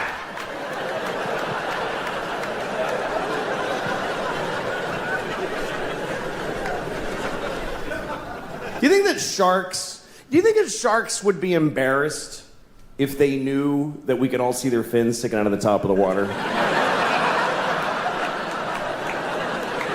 I think they'd be bummed, because I don't think sharks are aware of that at all. I think sharks think they're slick. They swim around like, hey, nobody has any idea who's down here. And we're all up here like, there's totally a shark right there.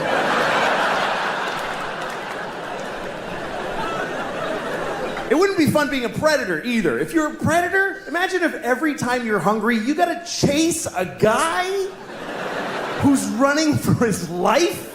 You gotta, come on, dude, shit, get over here. and just hold him down and bite his neck till he shuts the fuck up for a minute? So you can just sit there and eat his stomach before you go to work?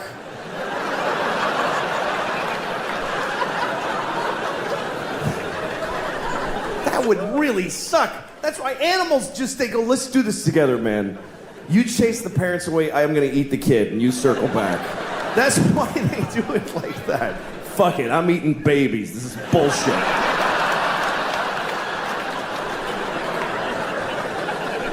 Grown-ups ain't worth the meat. Whoops. All right. Oh, shit. God damn it. Idiot. This isn't a gay voice, by the way. It's not. Shut up. Yeah. I live in New York City, and it's okay there. I live in a nice building. I never lived in a nice place before. When I was growing up, I had no money. I mean, my mom didn't. Didn't matter. I was a child. But I'm not used to it because it's nice. There's like a pretty courtyard with flowers and a fountain with little marble boys pissing. I don't know. What is it with fountains? Like, all fountain sculptors are pedophiles, basically. You can't get a fountain made without... Can you make me a fountain? Yes, I'll get started right away. Oh, yes! Yes! It's finished! And it's just little boys pissing on the face of a Greek god that looks like him a lot. Piss on me forever!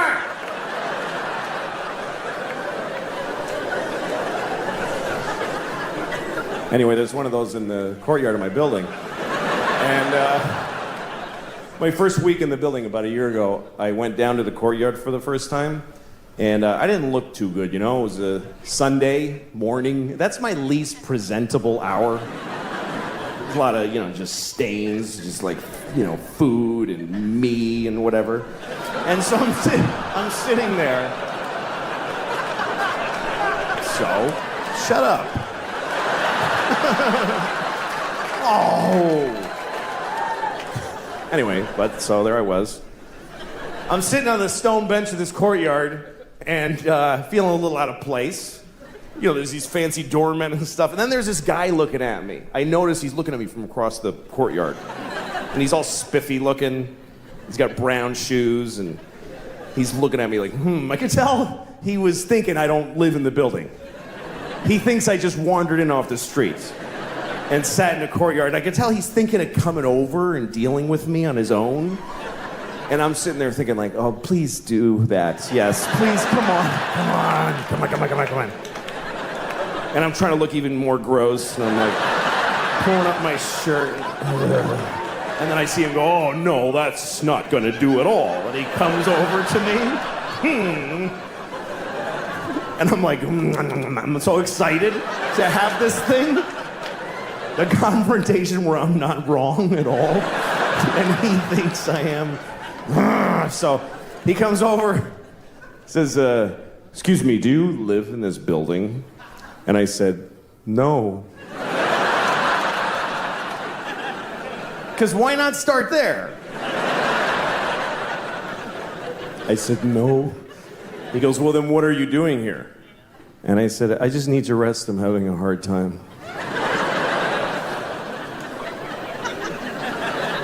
He says, this is private property. And I said, well, I don't really believe in that. Just the worst things I could say from his point of view is basically all the things I was saying. And he goes, well, if you don't leave, I'm going to talk to the doorman. I was like, can I just stay like 5 more hours? So he's, no, and he goes over to the doorman. And I see him talking about me to the doorman like this. And then I see the doorman going, oh, no, that guy lives here. That's okay.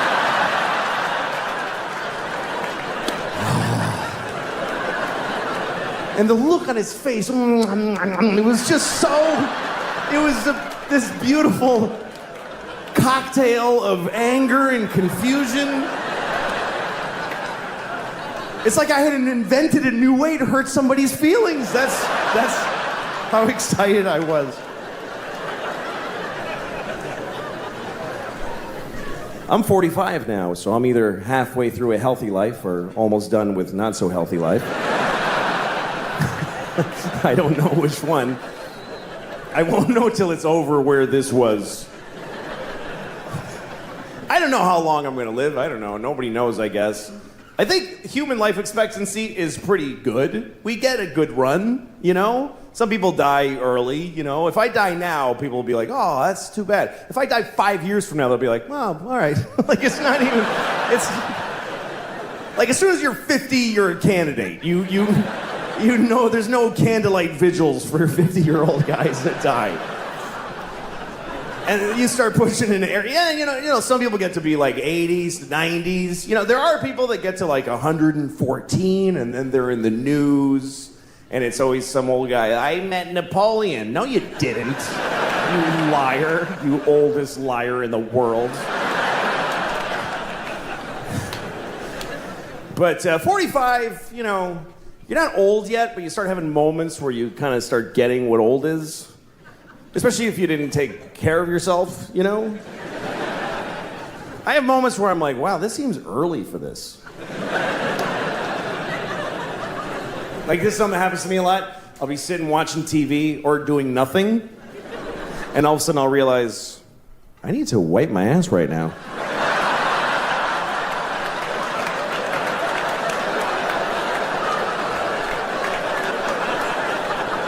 I mean, nothing happened, but I really gotta wipe my ass right now. Right now.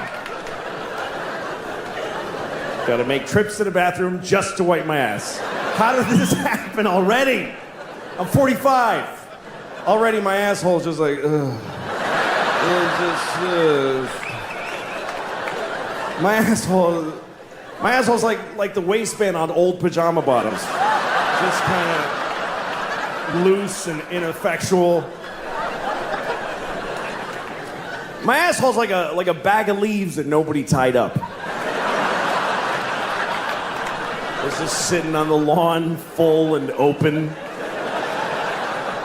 Just puking leaves onto the grass with every wisp of wind. Some kid kicks it over on his way home from a tough day at middle school. Rats. It's a pretty accurate description of my asshole. Here's another thing about my age right now. If I'm, okay, say I'm sitting down. If I'm sitting anywhere, which I love sitting so much. I would take sitting and doing nothing to standing and fucking any day. This is way better than coming. This is way better. This is what, in my age, if I'm sitting down and somebody tells me I need to get up and go in another room, I need to be told all the information why first. You gotta explain all of that shit to me. What, why do I, what, no, why though? Your car's being towed right now. Well, that's what happens to me then. I accept that. Because getting up is a whole thing. It means first I have to decide, do I really want to be alive anymore? Like, let's start with that. And then I gotta start kind of rocking to get momentum. Like I'm trying to get an old Honda out of a snowbank.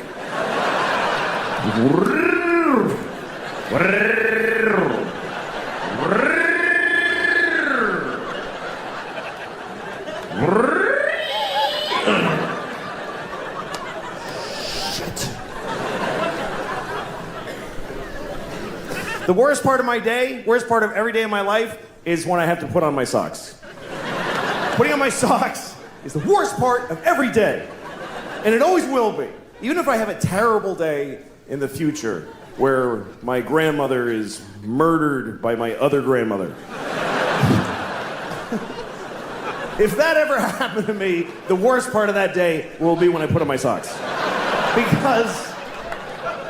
But if I have to put on my socks, that means here's what I have to do. I have to get my hands past my pointed toe. I don't even know how I do it. I'm sitting here, I don't know how I do that. It's because you have to, it's like folding a bowling ball in half. And as soon as I start, I can feel I'm pushing all the fat up into my vital organs. And I just feel all the systems failing. Beep, beep, beep. And I have to try, like I have to lay on my back like an 8-year-old and go like this. And then start passing out.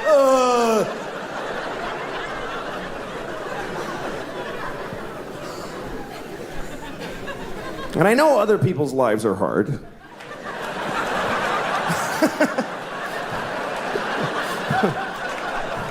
I know. I saw an interview on TV with Michael J. Fox. And he has Parkinson's. And he was describing brushing his teeth. He said it takes him 2 hours a day. And he said it's agony. And I saw this and I thought, okay, that's hard. That is hard. And so is putting on my socks. Sorry, Michael. Doesn't make it easier to know about your thing. Tell you what, I'll help you brush your teeth. You help me with the socks. I don't know. I like getting older, though. Life is an education, and if you're older, you're smarter. I just believe that. If you're in an argument with somebody and they're older than you, you should listen to them. It doesn't mean they're right. It means that even if they're wrong, their wrongness is rooted in more information than you have. They've been here longer. If you're older, you're smarter. How many people here by applause are 45 or older? 45 or older, applaud. Okay? That's about 60 people out of 2,400. Here's the interesting thing. There's way more. I can see you. There's so many more. This is Arizona. There are way more people in that demographic, but they didn't clap. Why? Because they're smart. They're sitting in the dark going, I don't have to clap. I don't have to do anything. They're not doing it. And they're right. You know why? Because never identify yourself. Never. Are you crazy? You don't know why I'm asking. How do you know what I'm... Okay, burn them all. Burn everybody over 45. How do you know I'm not going to do that?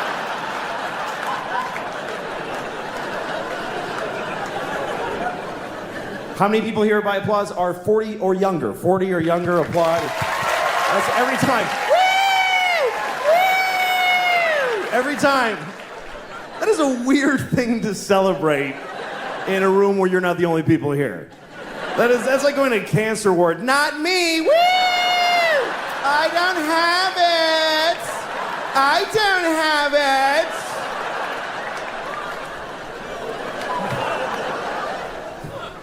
it. If you're older, you're smarter. A 55-year-old garbage man is 1,000,000 times smarter than a 28-year-old with 3 PhDs. Especially smarter than him. Because this idiot has been thinking about 3 things for like 15 years. He's worthless. The garbage man is 55. He's had some experience. Things have happened to him. He went to Cape Cod one summer. He saw a dead guy floating in the motel pool.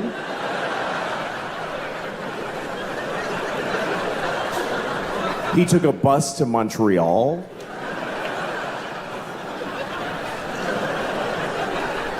He got a hand job at a fair from a miner.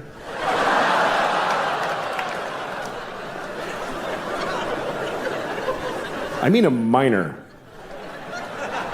Not a minor, a minor. You understand? A minor. A grown man who works in a mine with dirty hands jacked him off at a county fair. That's what I'm saying happened to the 55-year-old. You see? He's had some experience. He knows more. More has happened to him. He's seen more. He's seen history. He's witnessed history, even if it's not ancient history. He saw Nixon resign on live television. Me and those few people that clapped, we saw the President of America cry and then quit being the president. That shit was crazy. Because none of us knew what was going to happen next. Today, people are like, the president's kind of disappointing. Really? Our president wept like an insane person and then got in a helicopter and flew away.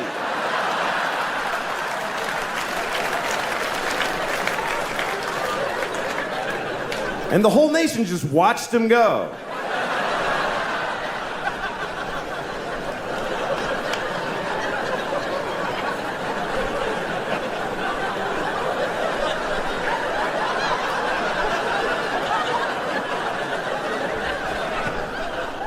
I like getting older though, because for me, the kind of guy I am, getting older makes my life better.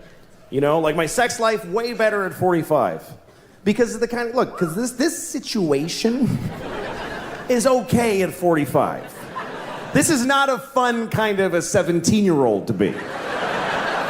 And some people, their life is better when they're younger. You know, young dudes, young skinny dudes. Best life in the world is being a young skinny dude. They don't have to do anything. They just show up with a big Adam's apple and a smelly t-shirt. Hey, I'm here for the easy pussy for the rest of my life.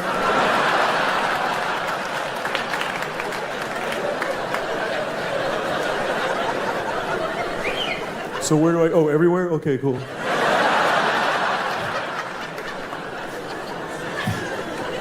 But for guys like me, this is not a fun youth. It gets better. I'd like to make one of those it gets better ads for just dumpy young guys.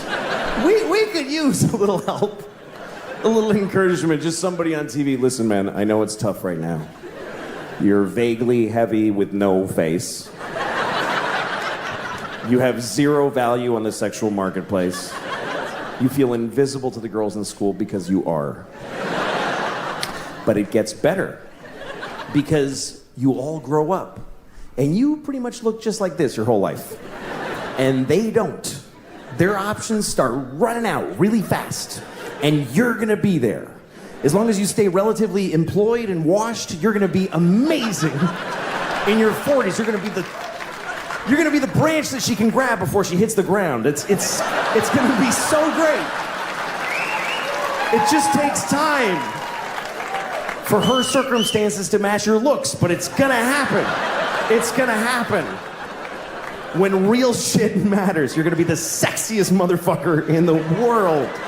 It's just time, that's all it takes. There's a formula to this. It's pussy plus time over income squared.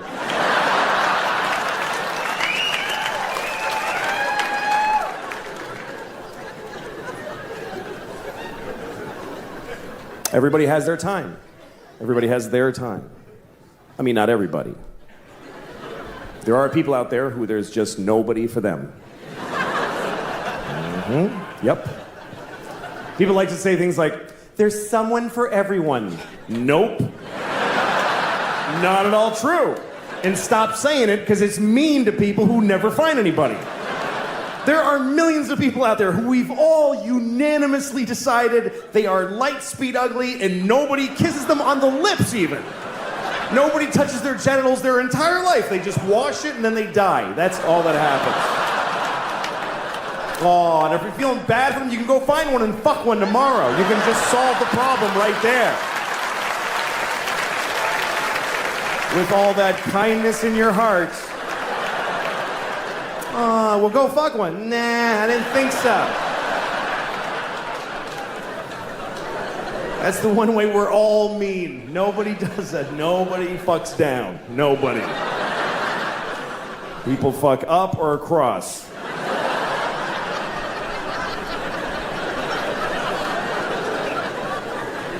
Some women fuck down because a guy talked them into that it was up. Yeah, no, you should. I'm totally up, yeah, man. It's a weird selection process that we have. Dating really is how we evolve, is dating. It's how we choose each other. And dating is a real drag for a lot of people, but I always think it's a nice thing. You know, when I see a date, I'm always happy. When I see a couple on a date, because it means people are still trying, you know? You see a couple on a date, it means there's still courage out there. That takes courage to go on a date, for both sides. Two very different kinds of courage. The male courage, traditionally speaking, is that he decided to ask. He went up to a random woman who he has no idea if she's gonna like him or not, and he walked up to her, terrifying. Everything in your body's telling you, just go the fuck home and jerk off, don't do this. But he walked up and said, hi, yes. And she's like, no, give me a second. You try to get through this membrane of, and then if it works and you say, you want to go out sometime? Sometimes she'll say yes. And if she says yes, that's her courage. And the courage it takes for a woman to say yes is beyond anything I can imagine. A woman saying yes to a date with a man is literally insane and ill-advised. And the whole species' existence counts on them doing it. And I don't know how do women still go out with guys? When you consider the fact that there is no greater threat to women than men. We're the #1 threat to women. Globally and historically, we're the #1 cause of injury and mayhem to women. We're the worst thing that ever happens to them. That's true. You know what our #1 threat is? Heart disease. That's the whole thing. That's it. Just our own heart going, dude, you can't keep doing this. I told you 3 strokes ago that this is not smart. But women still, yeah, I'll go out with you alone at night. What are you, nuts? I'll get in your car with you with my little shoulders. Hi, where are we going? To your death, statistically. How do they still do it? If you're a guy, try to imagine that you could only date a half bear, half lion. And you're like, oh, I hope this one's nice. I hope he doesn't do what he's going to do.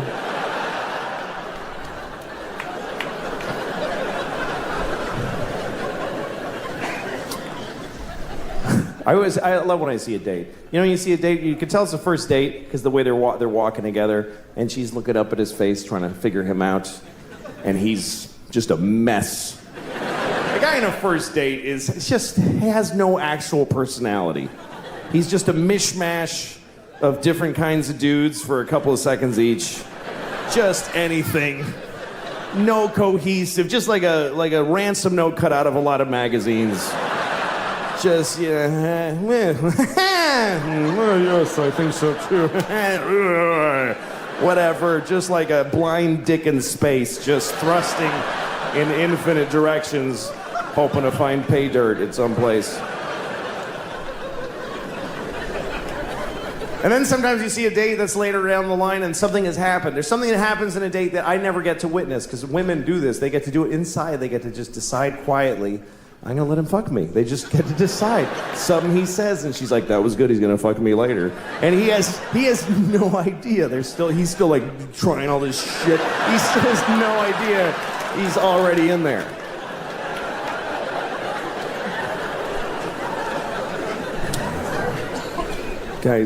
We love women a lot. All men do. And we just look at you. That's what I do. I just look at women. I just, like they're, cakes and windows. I was walking in New York once, and there's these 2 very cute women walking behind me, and I was trying to walk slowly so I could hear what they were saying to each other, because they were cute. So I wanted to hear them, like that's gonna help me in any way to hear them.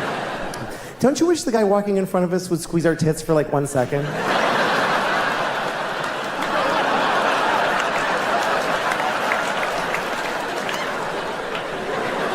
Okay.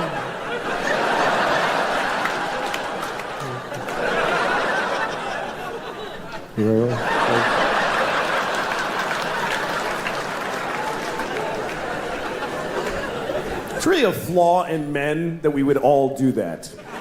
If you're a woman, you could ask any guy on planet Earth, can you squeeze my tit for 1 second? And 100% of us will go, oh yes, of course. That doesn't matter. I could be doing open heart surgery. Oh yeah, okay. Oh, don't worry, he's not your tits, don't worry about it.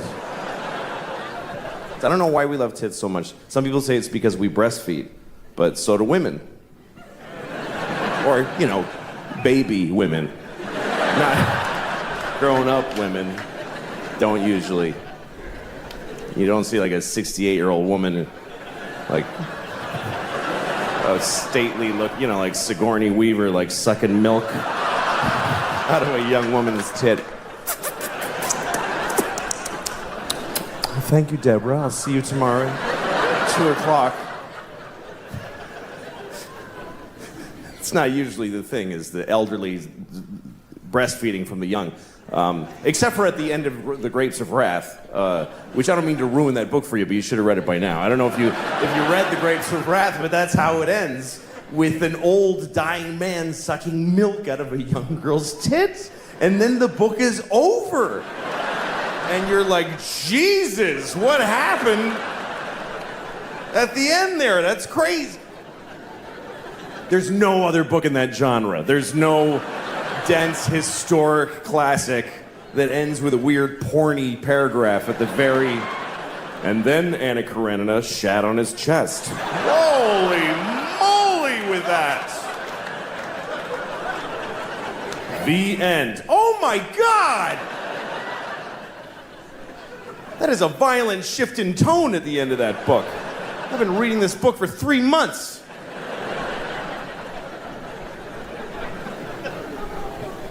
But we do, we love tits. And you always know a tit. You always know a tit.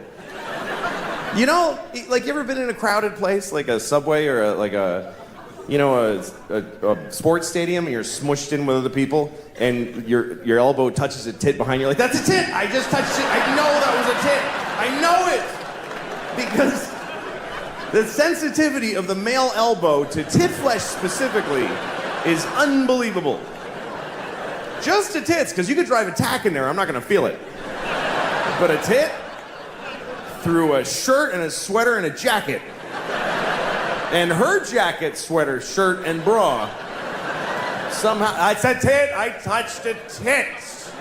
I touched a tit. I touched one tit. One tit. That's rare to touch one tit. It's like a 4-leaf clover.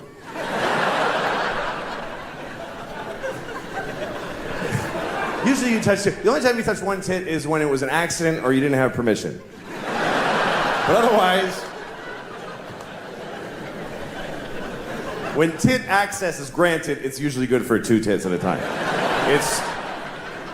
Once you're on one, you really have to screw up really badly and quickly to lose tit access between tits 1 and 2. You must have said something really dumb on the first tit that you didn't get the second one. Oh yeah, it's like your mom's dirty whore tit. What? I said I liked it. That's what I meant, is that I like it. I like your mom's dirty whore tit. And I like yours. And if it's up to the guy, we're gonna touch both tits. No guy touches a tit and then goes, you know what, I'm good with the one. That's fine for me. Everything in moderation. We're gonna touch both.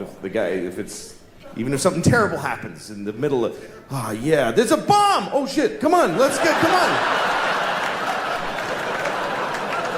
your tits out of here.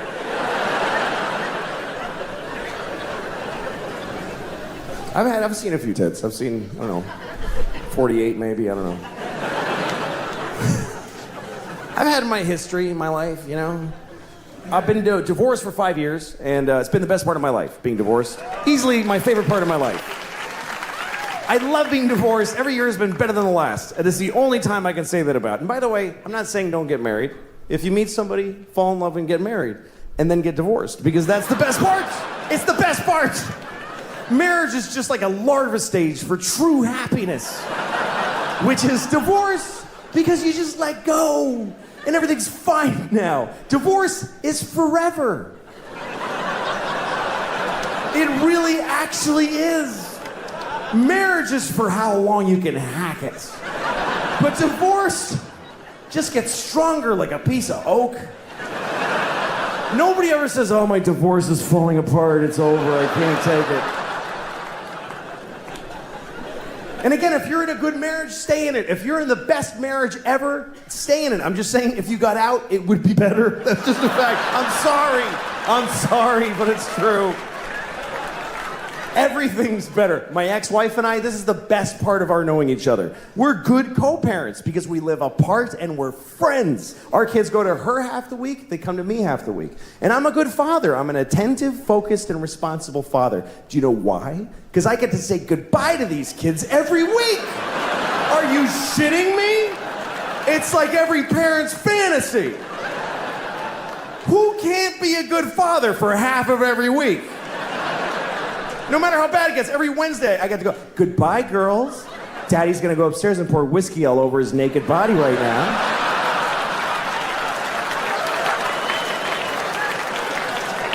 I'm gonna lay in my own filth until 2 seconds before you come back here. That's why I'm such a good dad.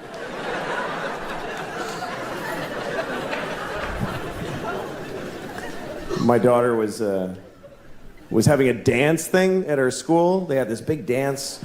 Anyway, we all went, all the parents, and everybody's there, and everybody's got their phone. Every single parent. It was an amazing thing to watch, because kids are dancing, and every parent is standing there like this. Every single person was blocking their vision of their actual child with their phone. And the kids, I went over by the stage, and the kids, there's people holding iPads in front of their faces.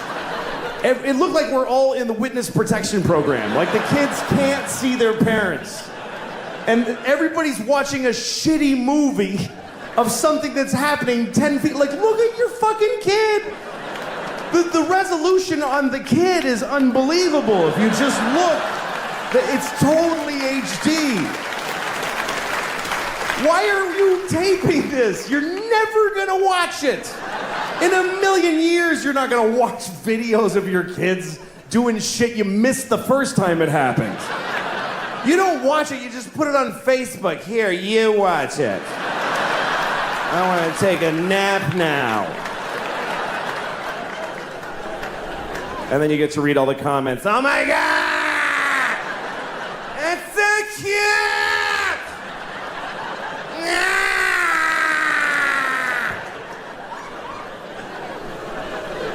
And guess what? They're not watching it either.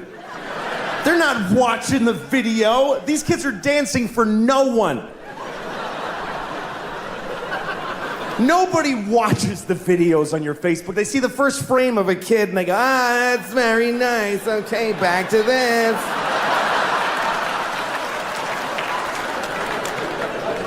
Nobody's watching your kids' videos on Facebook, I promise you. I'll prove it to you. Next time you tape your kids dance, take 1 second of it, and then add 20 minutes of just your own asshole. Just go in the bathroom and just record your own anus, opening and closing for 20 minutes.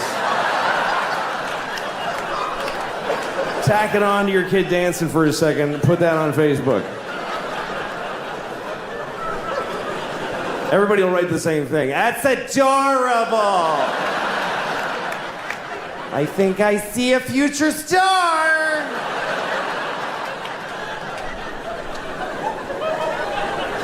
Don't tape shit on your... Life is short. Life is very short. I like life. I like it. I feel like even if it ends up being short, I got lucky to have it. Because life is an amazing gift when you think about what you get with a basic life.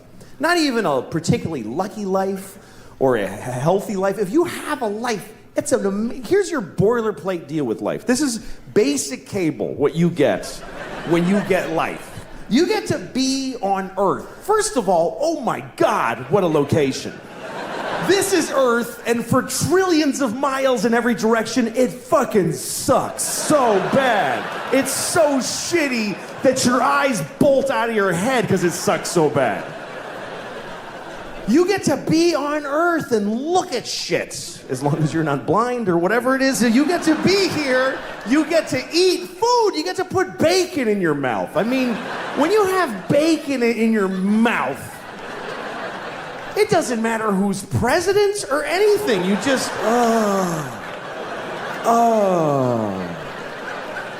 Every time I'm eating bacon, I think I could die right now, and I mean it. That's how good life is. You get to fuck. That's free if you're smart. That comes with. That's part of the deal. Where else are you gonna get that deal? You get to put your dick in there and go in and out. Pretty good. And if you're a woman, you get to just lay back and just have a dick just shoving in and out of you awkwardly. Anytime you want. Anytime you want.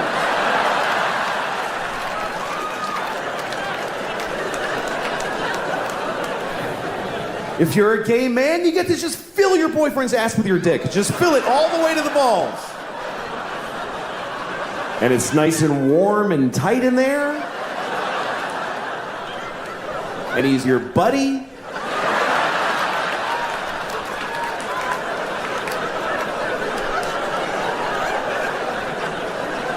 If you're a lesbian, you get to do all the stuff they're doing. And,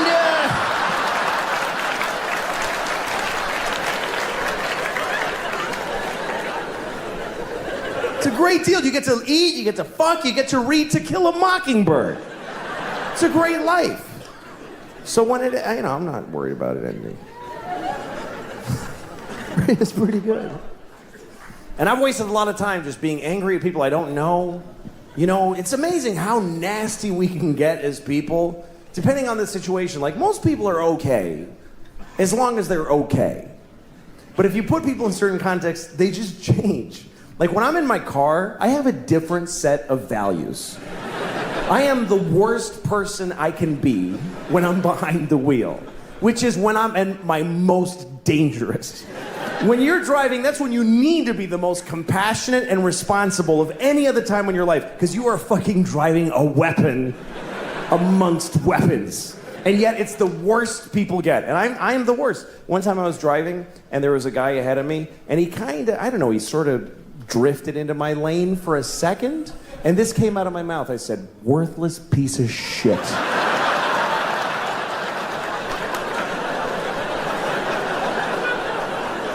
I mean, what an indictment. What kind of a way is that to feel about another human being? Worthless piece of shit. That's somebody's son. And things I've said to other people. I was once driving, some guy in a pickup truck remember even, and I yelled out my window. I said, "Hey, fuck you!" Where outside of a car is that even nearly okay?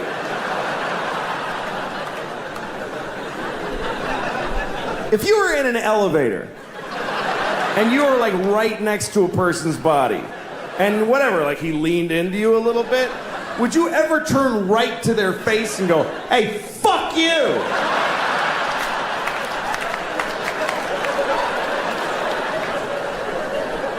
Worthless piece of shit. No. Literally 0 people would ever do that. But put a couple of pieces of glass and some road between you, there's nothing you would not say to them. "I hope you die." I said that to a person. "I hope you die." Why? Because you made me go like this for half a second of my life. You tested my reflexes and it worked out fine!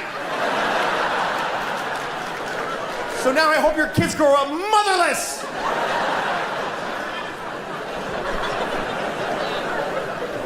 I mean, what am I capable of? I'd like to think that I'm a nice person. But I don't know, man. A lot of it is context. There's a lot of things I wonder if the world was different. Like if murder was legal, I might have killed a few people. I don't know. I'd love to think, I would never do that. But we really need the law against murder. For one simple reason. The law against murder is the #1 thing preventing murder. We'd like to think it's because I would never do that. No, it's because it really sucks getting caught murdering. A lot. If murder was legal, or just a misdemeanor, like you get a thing in the mail, oh shit, they had a camera there. Oh, well.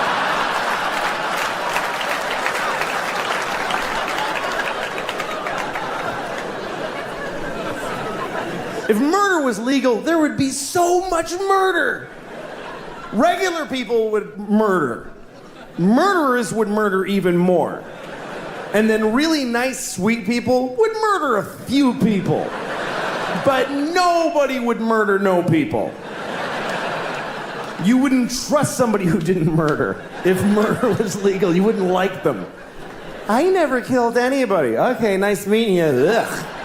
What a creep. I mean, not even a hooker. Live a life. What's wrong with that guy? He's like a Mormon or some shit. I hate those guys. I think he's nice. Shut up, Janet. It would just... If murder was legal, there would be a lot of murder. Children would behave very differently because mostly parents would be murdering their own kids. That's mostly what would happen if murder was legal. You'd be, you go to a mall, there'd be like 8 different moms in the mall just, I told you to stop it! You didn't listen to me! You'd be stepping over dead kids. It would be like a new problem. You have to clean up your kids when you kill them because it's gross. It's bad for the environment. If you murder your child in a public place, please use one of the red bags that are in the dispensers every 3 feet of America. Put your murdered child in the red bag with a logo of a murdered kid on it. Next to the other logo that tells you not to let your alive kid play with a plastic bag because they might suffocate. In which case you could just leave them in the bag.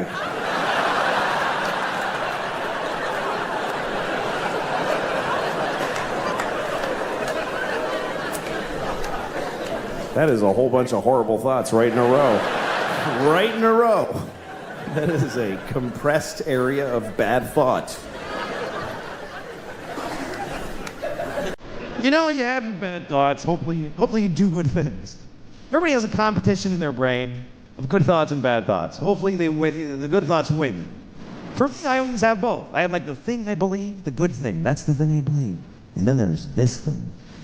And I don't believe it, but it is there. It's always this, and then this thing. It's become a category in my brain that I call, of course, but maybe. I'll give you an example. Okay, like of course, children who have nut allergies need to be protected. Of course. We have to segregate their food from nuts, have their medication available at all times, and anybody who manufactures or serves food needs to be aware of deadly nut allergies. Of course. But maybe, if touching a nut kills you, you're supposed to die.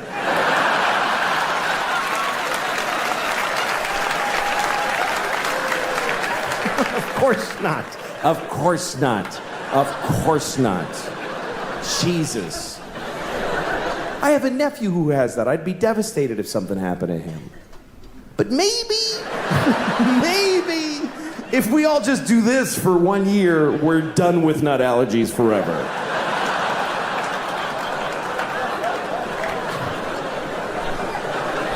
No, of course not. Of course, if you're fighting for your country and you get shot or hurt, it's a terrible tragedy. Of course. Of course. But maybe if you pick up a gun and go to another country and you get shot, it's not that weird. Maybe if you get shot by the dude you were just shooting at, it's a tiny bit your fault.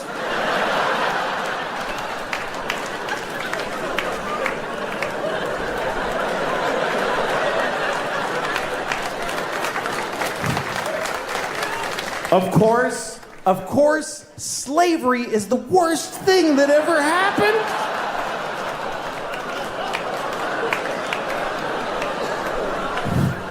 Listen, you all clapped for dead kids with the nuts.